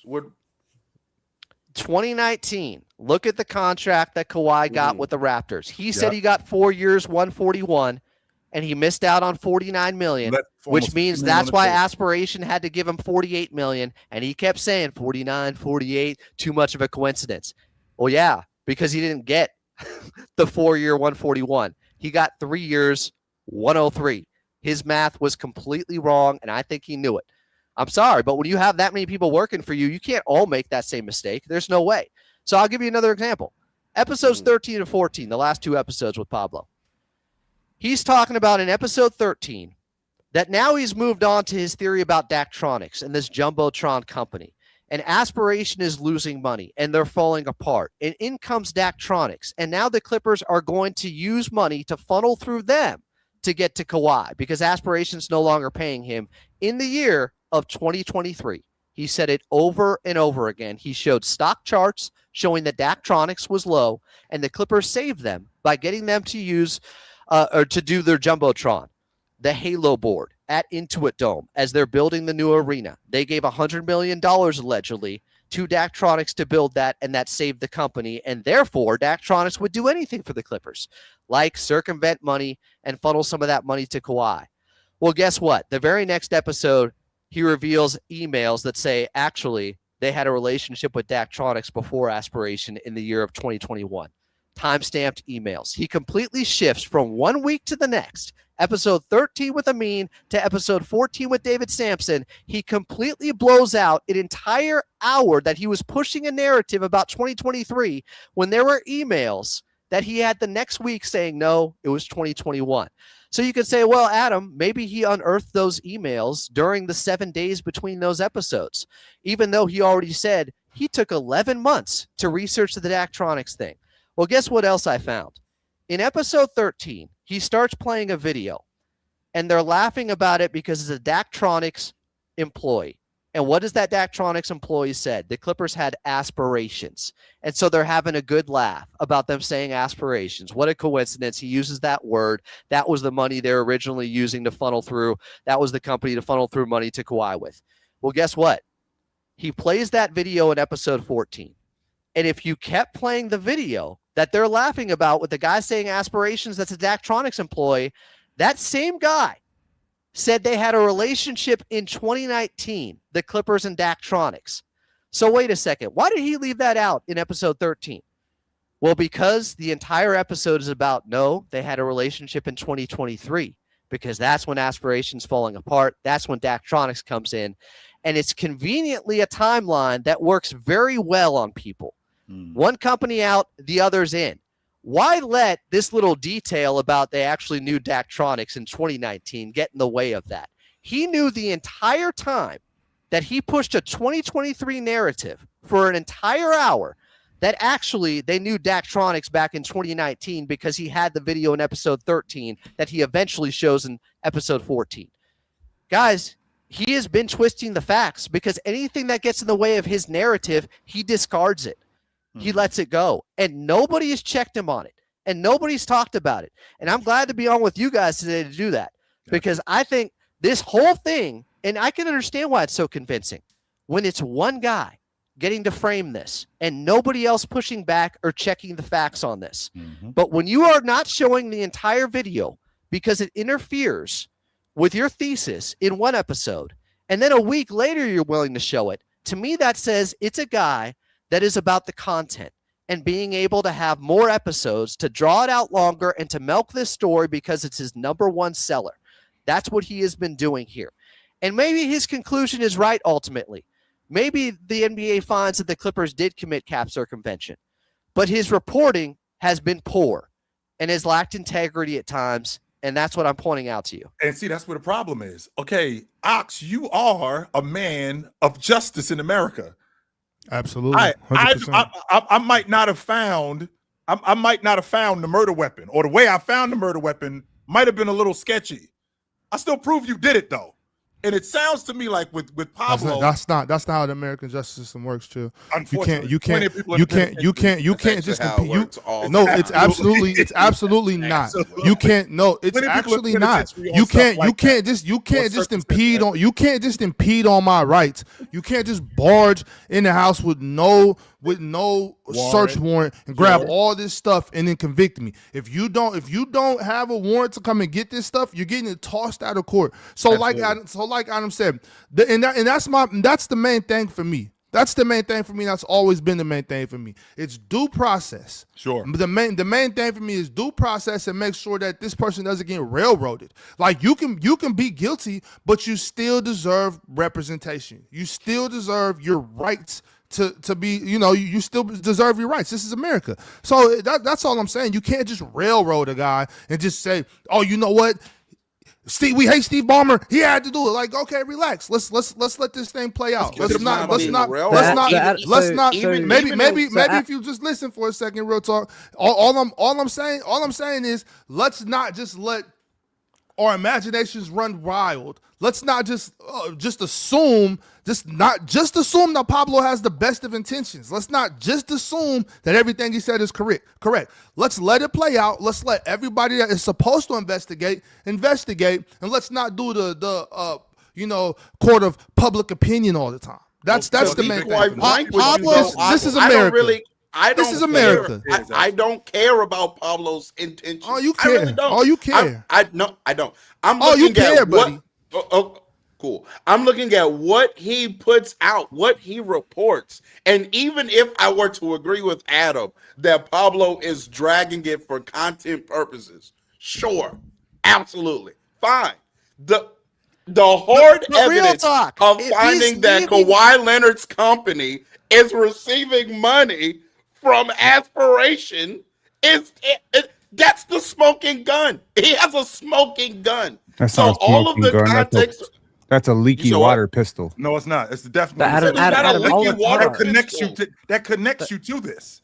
So if they have this evidence already, what are we waiting for? $50 million for their Kawhi to receive 48. That's the paper trail that connects you to it. In the timeline that Aspiration. What are we waiting for? What if I told you that Steve Ballmer put in more than $50 million, and those numbers don't work anymore either, conveniently for him, but he has never apologized or never admitted that or never retracted a story? Pablo's whole philosophy is don't let the truth get in the way of a good story. That's where he's been coming at with this. So, Adam, are you saying, though, irrespective of the reporting and the way in which it's reported, are you saying there's nothing to see here? Is that your stance on the whole thing? I don't know because we've only gotten one side. There's an entire NBA investigation happening where we don't know what Wachtell and Lipton has found. That's the investigation the NBA is going to make a ruling on, not Pablo's 14-part YouTube series. What was Leonard's deal when Leonard left Toronto to go to the Clippers? What was the deal? 4 years for? No, that's Pablo brainwashing. 3 years, 103. I'm not talking about because 3 years, 103. It was 3 years, $103 million. The deal that Toronto originally offered him, Penn, was it's 195 years. No, it was 195. No, I don't know what they offered, but that's what they could have offered. 190 over 5 years. They could have offered 5, but it was 4.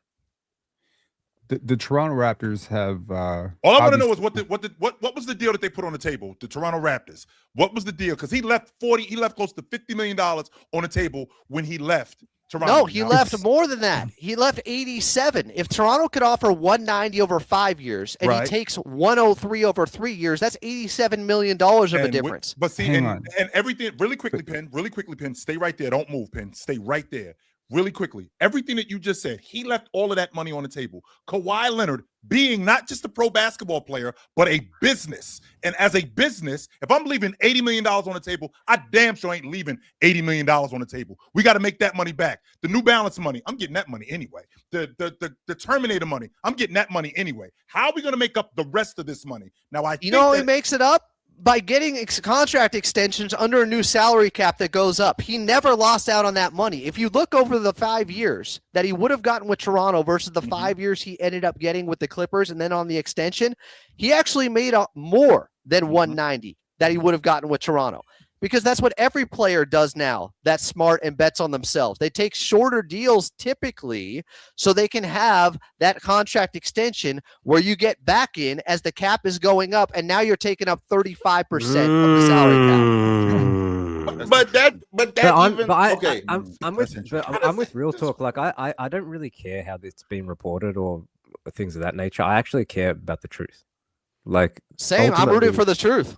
But how much is Pablo's reporting influenced your? But ultimately, there's going to be an objective truth that comes out. I'm assuming. Hang on. So the NBA CBA is very important in this situation. 0 to 6 years, 7 to 9 years, 10+ years. This is how the salary structure works. When a player has 10+ years of experience, that's when you can go for the mega deals. That's when you get your 65, 70 million, whatever that Steph Curry's getting. Chilltown. You can take up 35% of the cap. When Kawhi Leonard was negotiating his contract extension with the Toronto Raptors, would you venture to guess how many years of experience he had? When he got with the Toronto Raptors in 2019, he was in the league since 2011. So that's 8 years. Bingo. So there's no chance that a smart businessman who cares about his money is taking a 5-year deal with the Raptors. Boom. None. But no, Pablo, use that as your theory. Now, wait. Stay right there. Why? Because you can renegotiate after 10+ years. You would renegotiate after 10+ years. Sure, and that's exactly what he did. You would take, but you would take a 2-year deal. You would take a 2+1 with the Raptors. You wouldn't take a 3-year, 4-year, 5-year. I'm going to tell you this right now. If the Raptors with his injury history, irrelevant. It's totally why would it be irrelevant? In fact, he was on a torn ACL and still got the max extension. It didn't hurt him at all. But absolutely, so we saw Kevin Durant tear his Achilles and get a max contract. These guys because he was 28 years old. That's why he didn't have that sort of. He didn't have Kawhi the was 27. Kawhi literally got the max extension on a torn ACL where he didn't play for an entire year, and they still gave him a max extension. It did not hurt him. Which is. And we already talked about this with the Clippers. I don't understand. I mean, because wait, Chicha. That is so disingenuous to frame the Kawhi extension that way. You just traded all of your assets the year prior to acquire him on your team. Of course, you're going to have to extend Kawhi if he broke both his goddamn legs that year. Nobody said they didn't want to extend him. You have to keep Kawhi Leonard on your team. You just traded everything to get him on the team. You're going to chill that. That's going to happen. Why are you so animated? Who's disagreeing with you that the Raptors tried to extend him? Or that the I'm not talking about the Raptors. You're not even listening. Yeah, and I'm trying not to. You just told me that I don't listen to deal you with the the Clippers. Kawhi Leonard, the injury history that he had with that knee. Why am I not setting myself up for the future? Why am I only taking 2 years when I might tear my knee up again and then I'm not able to play? The reason why they extended him, to your point, Adam, the reason why they extended him because he got busy in 21. He absolutely got busy in 21. He didn't get busy in 2019. There was something still there. That's why they extended him. They already were pot committed. Of course they were going to extend him. It was never a concern for Kawhi to be like, well, I have to take less of a deal now because who knows if I get hurt. He got hurt. He still got the max extension. It had no effect. That's correct. So, Pam, why is it important here, the contract? The contract is important because the way this is always framed when a player takes less than the absolute maximum is by people who want to criticize the deal or criticize the player. They always say they left X amount of money on the table. That's always disingenuous. You have to look at this from the lifetime perspective of the contract. If he takes a 2-year deal with the Raptors with a 3-year opt-out, the 3-year opt-out is the protection against the injury. So that gives him 2 runs at free agency. If he gets injured and there isn't a big market and his agent's like, we might have to opt in. It's kind of like with the Brandon Ingram situation, right? Ingram was also injured. So Ingram did a 2+ 1 year deal with the Raptors. I can tell you right now with confirmed sources, 5 years was not on the table for Kawhi. Not because the Raptors didn't want him for 5 years. They would have loved to lock him out because he wasn't willing to negotiate a 5-year deal. So the 2+1 would have been probably the offer that he takes with the Raptors. I think the 3+1 or 3 was the deal that he took with the Clippers.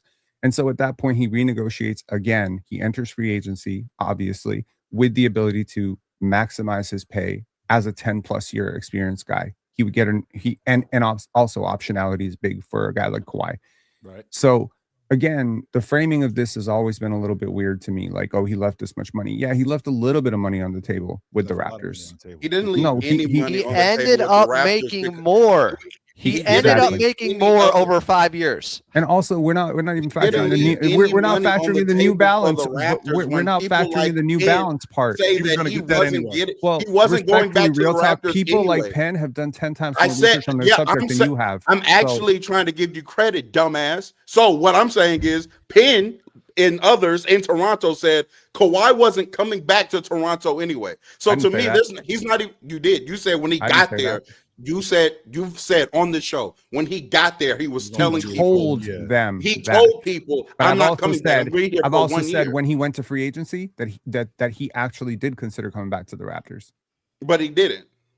Right, but if the Clippers don't, if the Clippers are not an option, he's going. He did exactly what you said. So the one team he told them, I was going to be here for 1 year, and then didn't come back. So, Adam, I want to make sure that I'm following you. So, again, James pioneered this thing where you sign in shorter deals to get bread, right? And in addition to signing shorter deals, you give yourself more leverage after 2 years. I get that part. I'm thinking Kawhi Leonard, with the knee injury that he had and the injury history that he had, and with where he was going and how good he was, he's setting himself up, to Penn's point, not to sign for 5 years, but he set himself up. So instead of me risking playing for 2 years and getting hurt again, instead of me risking that, I'm going to sign the deal. But to your point, he did end up getting hurt, and the Clippers signed him to an extension.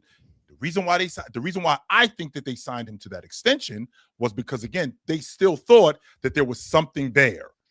They still thought obviously there was something there. He's looked like a top 3 player in the league at various stretches of the past 4 or 5 years. I mean, did you think that you got the maximum out of Kawhi Leonard? I mean, he missed the playoffs 4 times in 5 years. He didn't complete that. That happened. I think he teased enough. He played in 20. Played in 21. He missed. I am well aware of how many playoff series he has missed. I have watched every Clippers game. So you were okay with a little tease? No, I'm not okay with it. Kawhi doesn't get to make a decision on when he's hurt and when he's not. He can't scream in his knee and say, be healthy now for the playoffs. It's unfortunate. It's bad luck. He's one of the greatest players ever while also being a what-if story at the same time, and that's weird to say. There aren't 10 guys in NBA history I'd rather have in a 7-game series over a healthy Kawhi Leonard. He's that good. This is why you keep him and you just hope, roll the dice, yes, with his health, that he is healthy one of those years and you have a chance to win it all. Because what's the alternative, Chill? Who are you getting if you just let Kawhi go for nothing while you're still over the cap? Who are you getting? I'm not going to let him go. Again, my theory was in 21, after he got hurt, I think that was the time that it was time to move forward with this group. Because that's crazy. They already gave up 5 picks. Like, right. You don't just give up on him. So what are you getting for that? I'm glad you're not getting anything more if you just let him go. So at the 21, you're probably not going to be able to trade Kawhi Leonard. I get that part because he got a torn up knee, right? So you're not going to be able to get the maximum value. That's not true. Golden State was in on him this past trade deadline. There are teams that would have traded for him over the last 2 years. No. Not after he tore his ACL. Just like Jimmy Butler, there's no market for him right now because he's got a torn ACL. So when Kawhi Leonard has a torn ACL, there's really not that much. First of all, Jimmy Butler is worse than Kawhi. Jimmy Butler at 36. Okay, so Kawhi and Jimmy Butler at 36. Tearing his ACL. He's coming off his. Chill. You're trying to jam this Kawhi Leonard isn't as good as everyone thinks he is. Why are we talking like true. ACL injuries aren't that big of a deal? Even though they're not. From them, they are a big deal. 100, especially when you have an injury history with these chill. Superstars in their prime. We have got. We don't even have to talk about the injury part of it. What the hell is happening? Let's talk about the cap circumvention. There are already reports, Damien. Tell me if I'm wrong. Already reports of Kawhi Leonard going to other teams and asking for these circumventions in the first place when he was a free agent. That's already reported for the Lakers. Kawhi Leonard didn't do that. Dennis Robertson did that. Whatever you want to frame it. It was already investigated. So you either trust the investigation for that or you don't.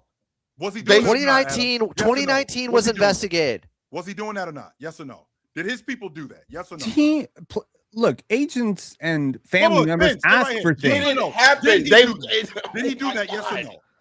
Did he ask for certain things from certain teams? Yes. Did he not do that? As long as they don't give it to him, it's okay. That's not the question. Not whether or not they give it to him. There's been multiple. He did ask me. He 100% did that. So with him doing that, when he goes to the Clippers, he didn't just come over there just because I'm from that area and I want to play for the Clippers. They made it worth his while. So you're saying in 2022, because that's the report from Pablo Torre, in 2022 he got the deal with Aspiration. You're saying he comes to the Clippers in 2019, and they tell him, don't worry, 3 years from now, we'll make things whole. We'll take care of you then. And he and Uncle Dennis would just be fine with that and take their word for it, even though he has to get another contract, he would still be on the team with a max extension. Does that timeline really work? No, it doesn't. However, that's exactly what happened. Exactly what happened. According, are you Pablo's mouthpiece right now? That's exactly like what you're selling. What you're selling is a theory. Only except the fact is that's what happened. Pablo sold you a theory apparently, and you're saying that's what happened because of it. That's exactly what happened. They told Kawhi, you know he didn't even get all that money from Aspiration to begin with, right? Like that whole $48 million versus $50 million in from Steve Ballmer. Like he never even got all that. You know, Adam's next podcast is going to be like episode 1 of the Pablo circumvention, where we find wire transfers where Pablo has sent $200 to Chill and $25 to Real Talk to talk like this. Look, man, like y'all acting like Kawhi Leonard is. Maybe it happened. You better prove it. I do think that he dealt in. Okay, look, man. I live in the real world. I don't know what fantasy bubble everyone else is living in, but in the real world, it's not about, you know, you did something wrong or you did something right. It's about what you can prove. Okay. And the truth is, when it comes to NBA's cap circumvention, when it comes to tampering, it's hard to prove shit. Okay. Because a lot of the stuff, these people, they're slick. Especially when you got $150 billion. Chill. Realistically, does Joe Smith, thing that we're sold like, oh, that's the comparison. That Joe Smith thing had to be lined up so perfectly for the league to actually penalize it that there was a smoking gun. I don't know how to penalize Dwayne Wade and LeBron James for, I don't know, tampering in 2008, 2009. I don't know how to do that because they had a private conversation and I'm pretty sure they weren't stupid enough to write a note about it. I don't know how to, so there's a lot of stuff that the league does hush hush. So for instance, the Raptors received a first round pick when Chris Bosh left in a sign-in trade. What do you think that first round pick was about? Chris Bosh could have just signed. It was a please don't make a big fuss about this. But yeah, we tampered to get your guy. The Clippers. Cleveland did too. They got a second round pick, so James could sign. Like James didn't just. Not there against you the go. law for, it's not against the rules for players to talk to each other. By the way, it's not. I see you. I see Damian. But hang on. When a player goes to his front office, and Dwayne Wade didn't know he was signing until the end as well. But by the way, he did not. Yeah, allegedly. I mean, there's a lot of cases like that, and I'm sure there's tons of players. In fact, I know there's tons of players who have asked teams for extra benefits. Can my trainer get on the coaching staff? Can my daughter-in-law get a job with the front office? This shit happens all the time. It's just very hard to prove. How are you going to prove it? So let's just say, Uncle Dennis goes to the Clippers and says the same thing he said to the Raptors and the same thing he said to the Lakers, which is, we do want sponsorships and we do want y'all to set it up, but we're not really trying to do a lot. And I don't care how you get it done. I don't. Chill. I don't care. How you Can I ask you something? Can I ask you in real talk something here? You just did. Because I don't get this opportunity very often, obviously. But yes, you can. If it comes out from the NBA with the final ruling and they say cap circumvention was not committed, are you going to believe that? Or are you too influenced by Pablo Torre's reporting, even though that's not what the NBA is going off of? We don't know what Wachtell and Lipton have come up with in their investigation. Are you going to accept that or say, well, obviously, he doesn't want to punish Steve Ballmer, the richest owner in North American sports? No, how are you going to go with this? I'm not going to go that route. No, the reason why I need to know the facts, which is to your point, what Pablo has shown me, and nobody else. You're the only one who I've heard actually refute this sort of stuff. I mean, Pablo's been inconsistent and has thrown out information that disagrees with his theories. The point that I'm making is that the NBA, when the NBA do their own investigation and they decide after everything that we've gone over, because I like to do my homework also, but when the NBA decides that, this is what we found and we didn't find we had no findings of the Clippers doing anything wrong. What else am I supposed to do? They did their homework. Pablo, you were wrong. Everything that you showed me wasn't legit. Everything that you showed me was not legit. Give me that. But Kawhi's going to get treated like OJ. What it's not going to be. To me, that is in fact not what that means. Well, OJ committed a double homicide. The difference, Adam, really quickly, guys. The difference, Adam, is Kawhi. I'm not just going to go off of what the NBA said. I'm not just going to go. The NBA said that we didn't find anything. I'm not just going to go off of that, as opposed to them, like Pablo, showing me evidence. This is what we found. This is what was going on. And then now I can come to my own conclusion, as opposed to, no, we didn't find anything. And that's the end of it. No, I'm not going to do that. That's fair. That's all I want to know, because everybody's been influenced too much by Pablo. They're only getting one side of the story. The NBA is not going off of that. They're going off their own investigation. They're going off Wachtell and Lipton and all these billable hours for over a year. They're hoping. I mean, does it not mean something to you that they haven't come up with anything yet? Does that not say something? It does. Steve Ballmer can put. It's not like who's restricting him from putting out his side of the story. Nobody. You think all the other owners are just going to be like, we must protect Steve Ballmer here, even though they're committing cap circumvention? I'm saying, why can't Steve Ballmer make sure that somebody is being his mouthpiece? That's what I'm saying. Well, because when you're getting investigated like this, a lot of times you're told by your legal team, don't say anything. Quiet. You're told. I'm not saying. I know that. That's what I'm saying. But Steve Ballmer shouldn't say anything. Like but I'm saying Steve Ballmer can definitely make sure he has a mouthpiece. Right. Because once again, real talk. I know the court of public opinion feels like, well, if you're not out here hooting and hollering, and if you're not getting up on stage, if you're not making YouTube videos and doing all this, then you must be guilty. But in actuality, sometimes it's and you know what? Another thing, real talk. Actually, even if you're guilty, and almost even especially if you're guilty, shut up. Quiet. It's not, because it's not your job. The burden is on the prosecution. Why would you be out here saying anything? Because two things for two ways. If you're guilty, okay. So, but I'm saying if you're guilty, you should shut up, because you might mess around and say something to incriminate yourself. If you're innocent, I don't need to defend myself, because the investigation will prove my innocence. So those are the reasons why legal teams tell people in this situation, don't say anything, because if you're innocent, we got you. It'll all come to light. But if you're guilty, don't incriminate yourself. But a lot of times, those who say don't know, those who know don't say. when people are innocent, they are worried or. Well, number one, I was responding to Adam when he's saying, "Oh, you're getting influenced by Pablo," and I'm like, "Yeah, that's the only side that we're getting right now." I don't really see Pablo as having a side in the Clipper discourse. I think he found a story. Even though 7 of his top 10 videos, the highest rated videos from him, are all about the Clippers. He's a content creator. But what I'm saying, he's an investigative I'm not saying that he doesn't have an incentive to do who creates Clipper content. videos. That's not what I'm saying. No. What I'm saying is he doesn't have an incentive to be anti-Clipper. I think he's going with what he's finding. He won a Pulitzer Prize on this. You don't think he has some skin in the game to be right? Which also means probably the reporting that he's doing is probably correct. Good. That's also what that. Maybe it's just getting a lot of attention. There's a difference between good and selling records. Pulitzers have been pulled before, my friends. It's happened.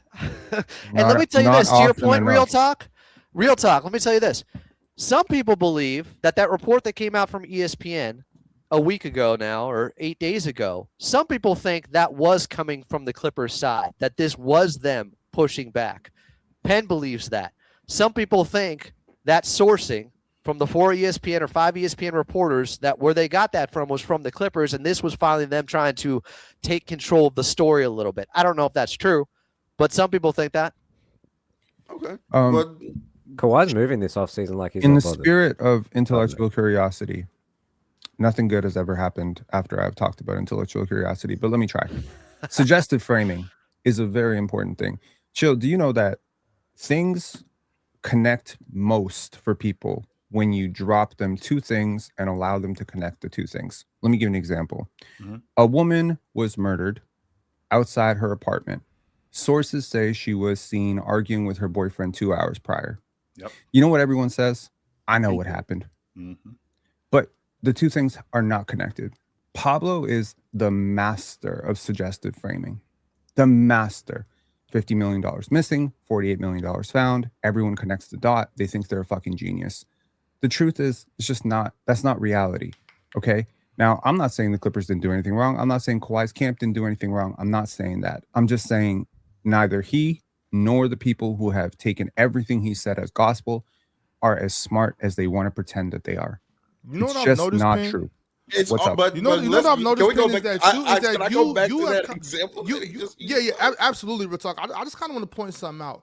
Sure. Pin, it seems like you have conveniently switched sides on Pablo. Yeah, because after Brandon Ingram and Grady Dick touched down in LA, it seems like you kind of.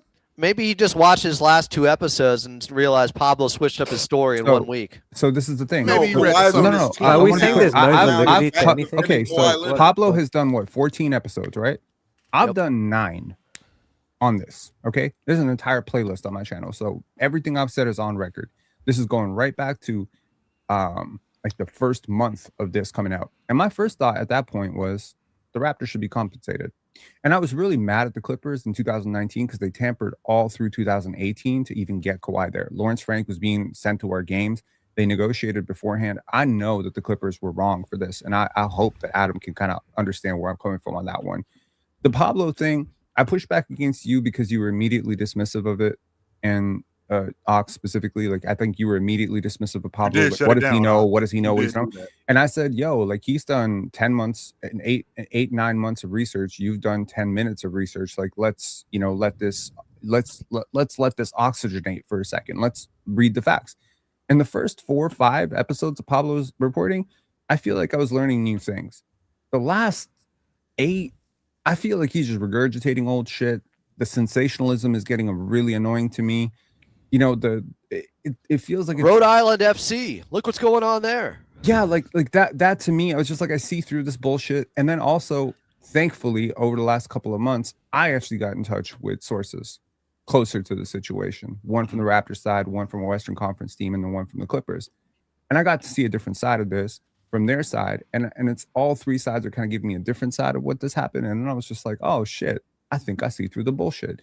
So, is it possible that I just saw through the bullshit a little quicker than you? Maybe my eyes work a little better than yours? It's possible, but I feel like you're just... Oh, okay. I feel like this is more of a case of a broken clock being right 2 times a day. To be honest with you, Ox. Is there any validity in the reporting then? Is that what we're saying? I'm sorry, Pin. I shouldn't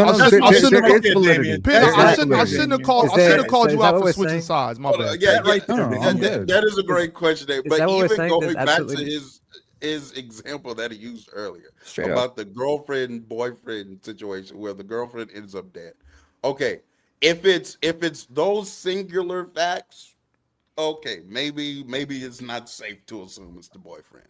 But he's putting it to where it's like, hey, dead girlfriend found in boyfriend's apartment an hour after they were just done arguing, when we know then also that most murders happen between people that know each other, right? There are domestic murders as well. That is very often the case. So It's like, yeah, it's not just dead girlfriend found 2 hours after arguing with boyfriend. She's found dead in her boyfriend's apartment where they were arguing. Yeah, but in the court of law and the court of public opinion, the burden of proof and evidence is totally different. So you take that to court and you say, hey, this person was found circumstantial. The circumstantial evidence in this case would not hold. Most people are convicted, and I mean, like, if I add even one more wrinkle, if I add even one more detail to this, if I say this guy, I don't know, is a 2-time convicted felon. Boom! There you go.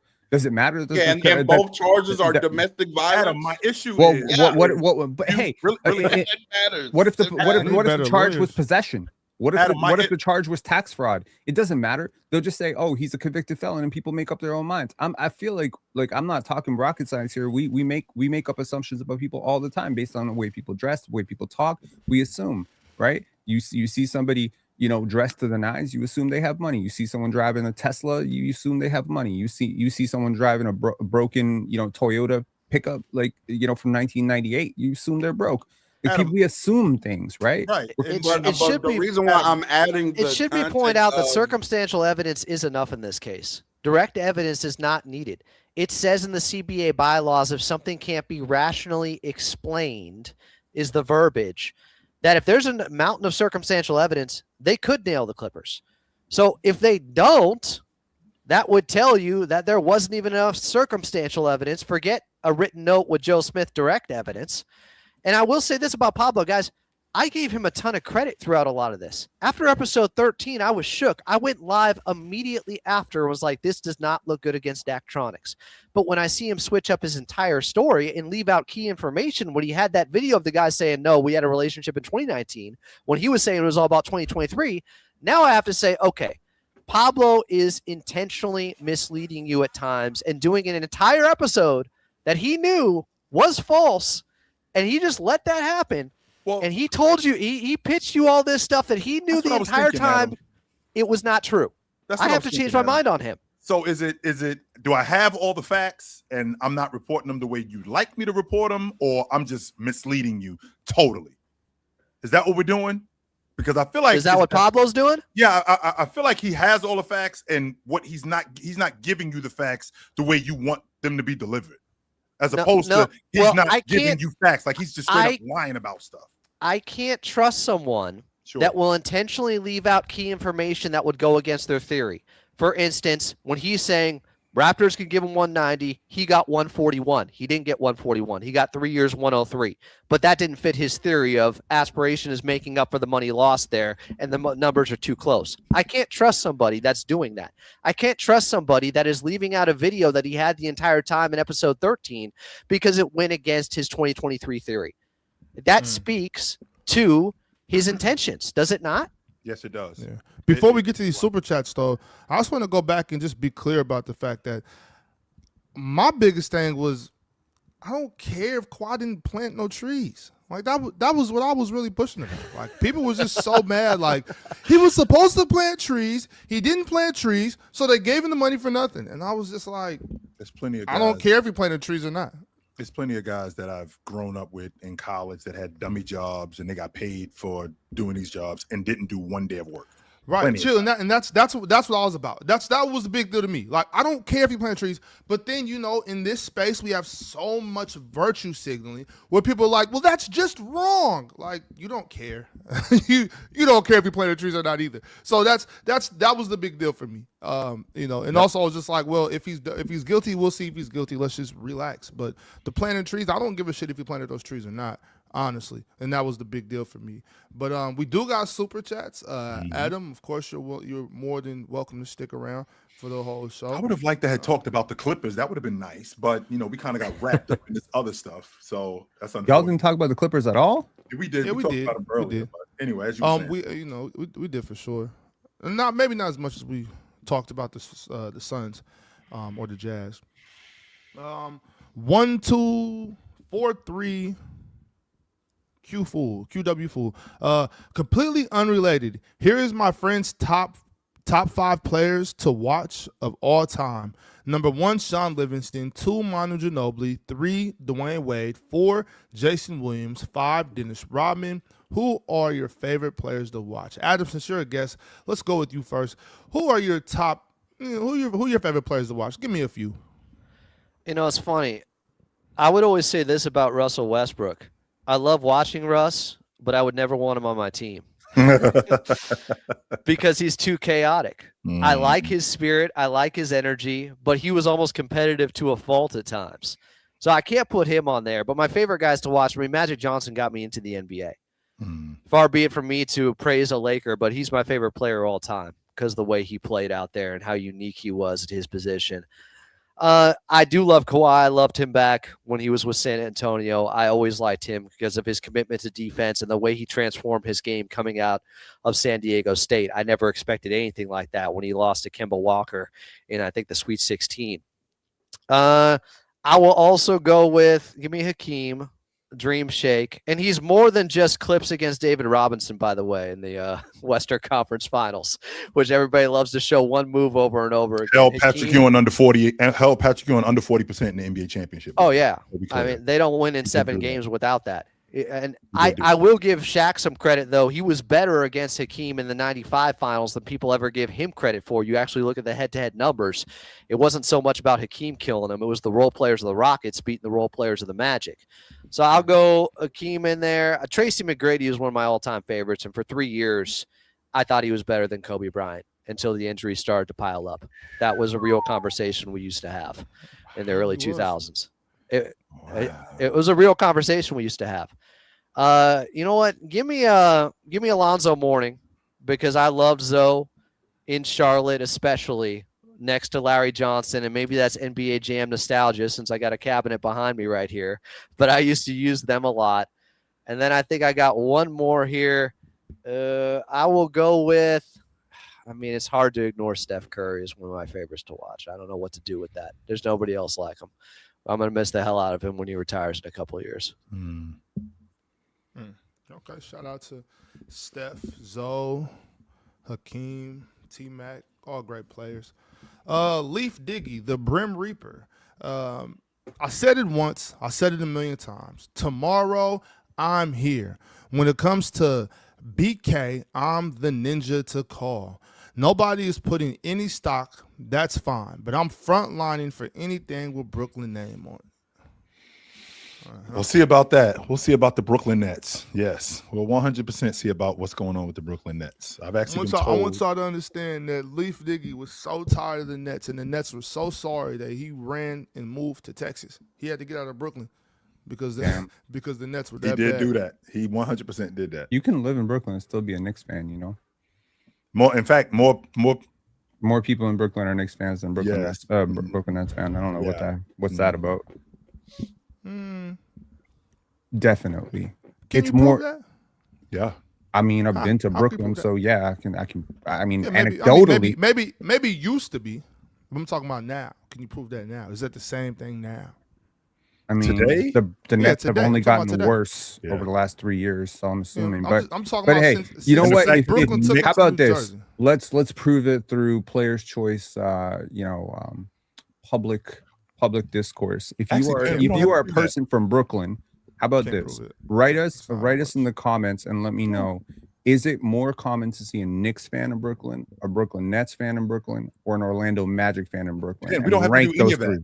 We don't have to do any of that. The Brooklyn Nets over the last 3 years got worse. The Knicks just won the NBA championship. The Knicks run New York. They run it. Yeah, but that they will always run New York. They run New York. Fans in Brooklyn anymore. I'm just saying things change. Y'all things change. And I'm sorry, Ox. Also, Adam, I'm surprised I didn't hear Lamar Odom on your list.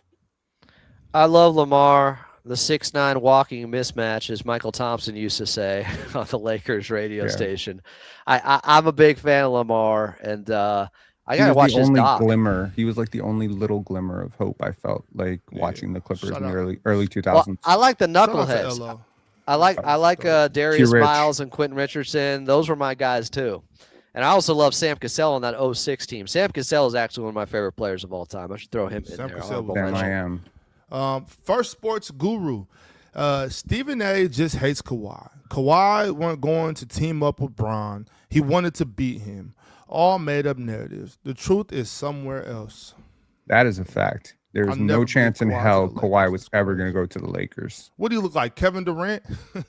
Adam, am I ridiculous to have an agenda in 2006? I wanted to see the Lakers beat Phoenix because I thought the Clippers were going to beat the Lakers to get to the West Finals. Am I ridiculous to have that agenda? I signed off on that same agenda. Absolutely. I was like, the Clippers are going to the West Finals. The Lakers are going to beat them. They're going to see the Clippers in the hallway series, and they're going to beat the Lakers. They're going to be in the Western Conference Finals. People forget how good Elton Brand was for about a 2-year No, stretch. don't get this dude started. Don't get this dude over here started on Elton Brand. We'll be here all day. Don't do it. I'll tell you right I'm just now, saying, he was dominant in that playoff series. In 2019, if Kawhi goes to the Lakers and they end up running like a three-peat or something with AD, LeBron, and Kawhi, I'm becoming a hockey fan. I'm done. I am done. After watching KD and Kawhi do this shit, like within a 3-year span, I would be out of here. So Pin, personally, I'm with you on that, Pin. I would have been done with the NBA. I got to run, yeah. Yeah, good to see you, bro. Dame Dash. See you tomorrow. All right, Dame. What? Okay, never mind. Thunder Up 404. If you had to make an NBA movie using only 5 NBA seasons, what seasons would those be? Well, I mean, there's 5 people up here. We could all each offer one. Is that 5 consecutive years? Oh, no, just choose 5 years. 2016 is definitely in that for sure. Okay. I think the bubble season is in there. COVID shutting the season down. COVID is a big one. That is a big one. Give me. Okay, you got 2016 in. Mm-hmm. Legendary year. I might go 2002 so we can talk about the movie Tim Donaghy and the Lakers Kings series. Western Conference Finals. Game That's 6. what I was going to say. Lakers get 27 free throws in the fourth quarter to extend the series. I didn't forget. Tracy McGrady love, 2002 love. Man, you guys are best friends already. Give me. Do you have any evidence of any wrongdoing? Yes, actually, there's actually FBI files about that. The FBI investigated that. Now we care about it. Now we care about files. Yes. We care about the end of an investigation when an investigation is done. Real talk. We care now. Real talk. Do we care about evidence now? I don't know. A ref went to jail, but outside that, I don't think Real Talk ever came up here and had an actual good faith conversation or debate. Real Talk and Wrong are one and the same when it comes to this. Yo, that's not true. Give me 1986. I think that like so many legends of the game are right there. Hakeem is already like an amazing player. You got Michael Jordan ascending, taking over the league, becoming the face of the league. You got Magic and Bird in their absolute apex prime, still on dominant teams, the best version of the Celtics. And I just feel like, there's a certain like, chill, the word is gravitas. When I watch those games, there is a certain level of like, oh shit, this is important. You know what I mean? Whereas sometimes, to be honest, in the last 20 years, to turn on a game, and I'm like, this is a game. Whereas like, man, it's like you could feel it. Like you could feel it in the crowd. You could feel it in like the players. There's like a certain animus and like, I want to rip your head off kind of attitude between the players. Like, yeah, so give me 86. I gotta get back to like the pure spirit of basketball there. 2016 Real Talk, COVID season. That's interesting. Yeah. I would actually, I like to pick 23 too, because y'all was so pissed that season when we was running through the league, spanking people. I was, with the light, the beam. I can't believe how y'all was hating on us and how mad y'all was to see us doing good. Ooh. That was ridiculous. That was ridiculous. I expected y'all to support us. Who was hating? And be the Kings. Maybe you just weren't watching Real Talk. Maybe you just weren't watching. There was a lot of hate going on, and even the Lakers fans, they was mad because the Montrose was putting belt to ass Anthony Davis every time we seen y'all. It was crazy. There was so much hate going mad at the Kings. Oh no, they was mad. They was maybe you weren't Real Talk, but maybe I'm not talking to you. I'm talking to the people that were mad. I was hyped. I'm talking to the people. No, I'm just saying I'm talking to the haters. If you weren't a hater, I'm not talking to you. I'm talking to the people that were hating. It was sick. It was really disgusting. How much could you hate? They didn't get out of the first round. I'm saying, but this was before the playoffs all year. It was just like, bro, what are y'all so mad about? We're enjoying ourselves, having a good time. It's weird. Fun. Yeah, people hate to see people happy. It's sick. Yeah. Zero just vibing. I thought it was fun. I thought we were having fun with it. Yeah, I thought so. Zero just vibing. I need a delusional take from top right. He's been too logical for too long. That means, Adam, you've been making too much sense. You got to say something dumb. Adam, let's get nasty.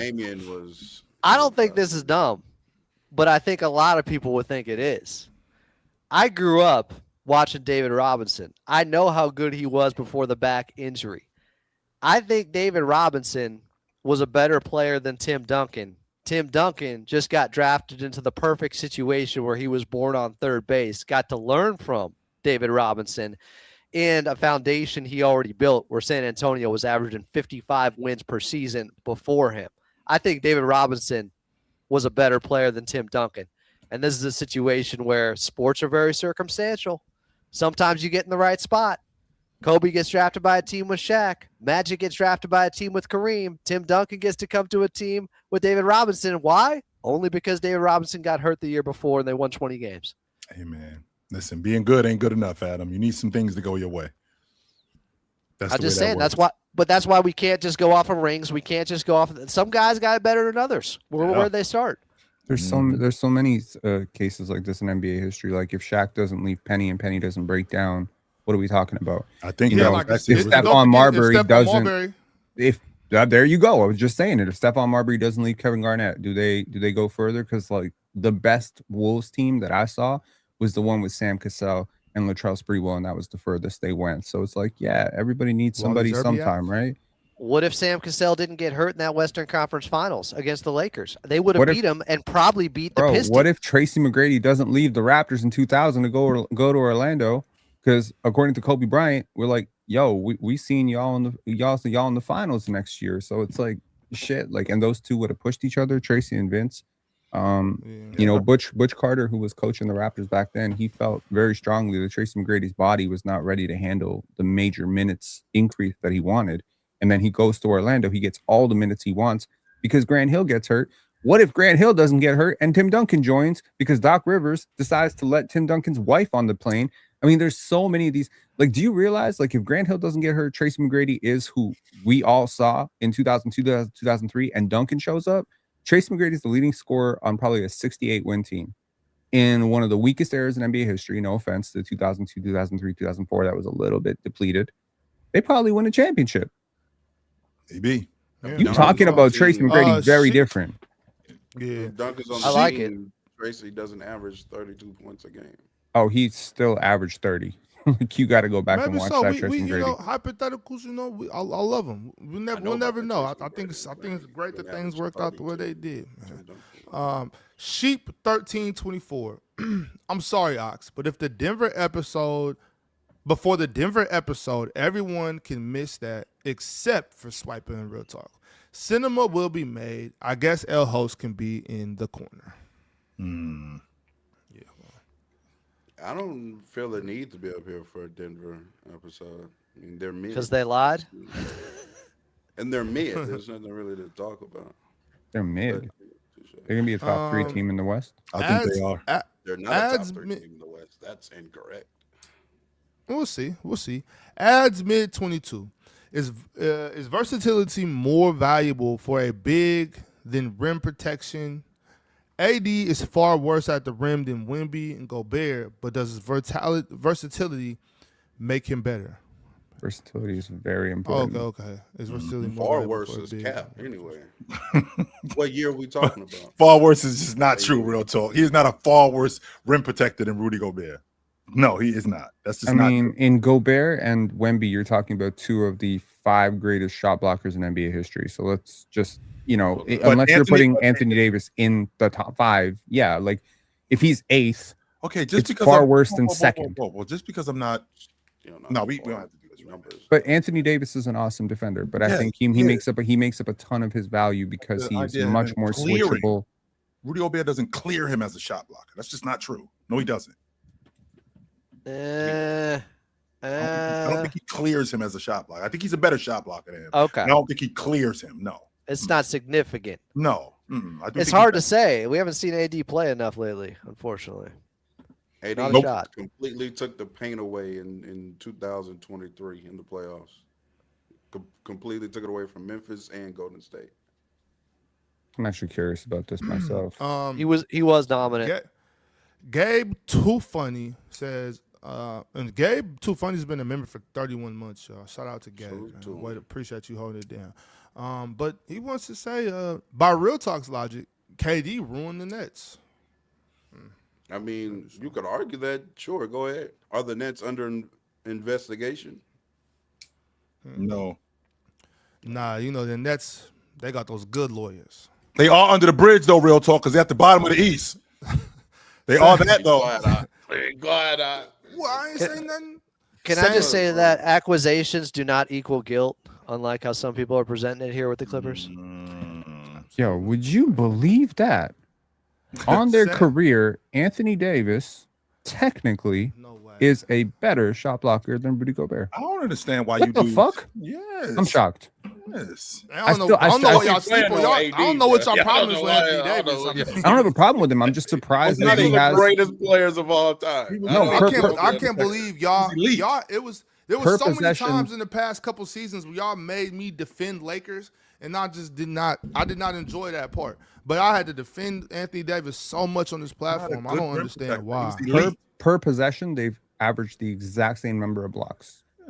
The exact same number. That's out of sight, out of mind. And that's all it by is. the way, Anthony Davis averages 1 fewer foul. So I do think that's important. If you can protect the rim without fouling, that's even more important. So I need you to hit somebody. I don't know. Maybe Rudy Gobert is a little bit overrated. My bad. He's not overrated. He's not overrated. That's the only thing. That's the only takeaway I'm taking away from this. Rudy Gobert kind of overrated. Same OG been a member for 11 months. Shout out to you, G. Appreciate you. Kyrie makes $40 million. Lawson and Jovic don't work. Straight up, they don't work. Straight up, they don't work. But I don't know if you know anything about me, Adam, but I'm the king of getting the third team involved. I'm the king of that. He knows everything about you, man. Absolutely. Like when I told, if I may share, Adam came on Pensire Basketball when this Kawhi stuff was breaking, and we talked, and then he was just like, "Yeah, I'm a big fan of Chilltown Hoops." Thank you very much. I think I actually said I got Penn in my top 3. Now I was on with him, so maybe I was easily influenced. But I got Penn top 3 on Player's Choice. I got Swipa in there, and think who's got the accent? Mars. Mars. Mm-hmm. I think they were top 3. Mm-hmm. But Chill, he's right there. He may break in for me if I'm doing my GOAT conversation about Player's Choice. Sound like I'm in the league MVP conversation. That means I'm top 5. That's what it sounds like. I might not win it.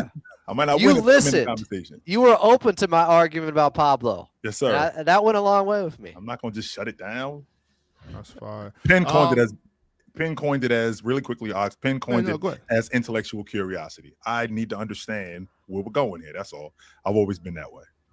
Well, if we had a nickel for every time Penn said that, my God, wouldn't need the super chess. Mm-hmm. All right, y'all. Well, Adam, appreciate you for pulling up. Y'all make sure to be here tomorrow so we can talk about the Brooklyn Nets. And we have some more guests coming on tomorrow as well. Y'all know where to find us. Y'all know what time to be here. Later. Peace. Peace, y'all. Peace.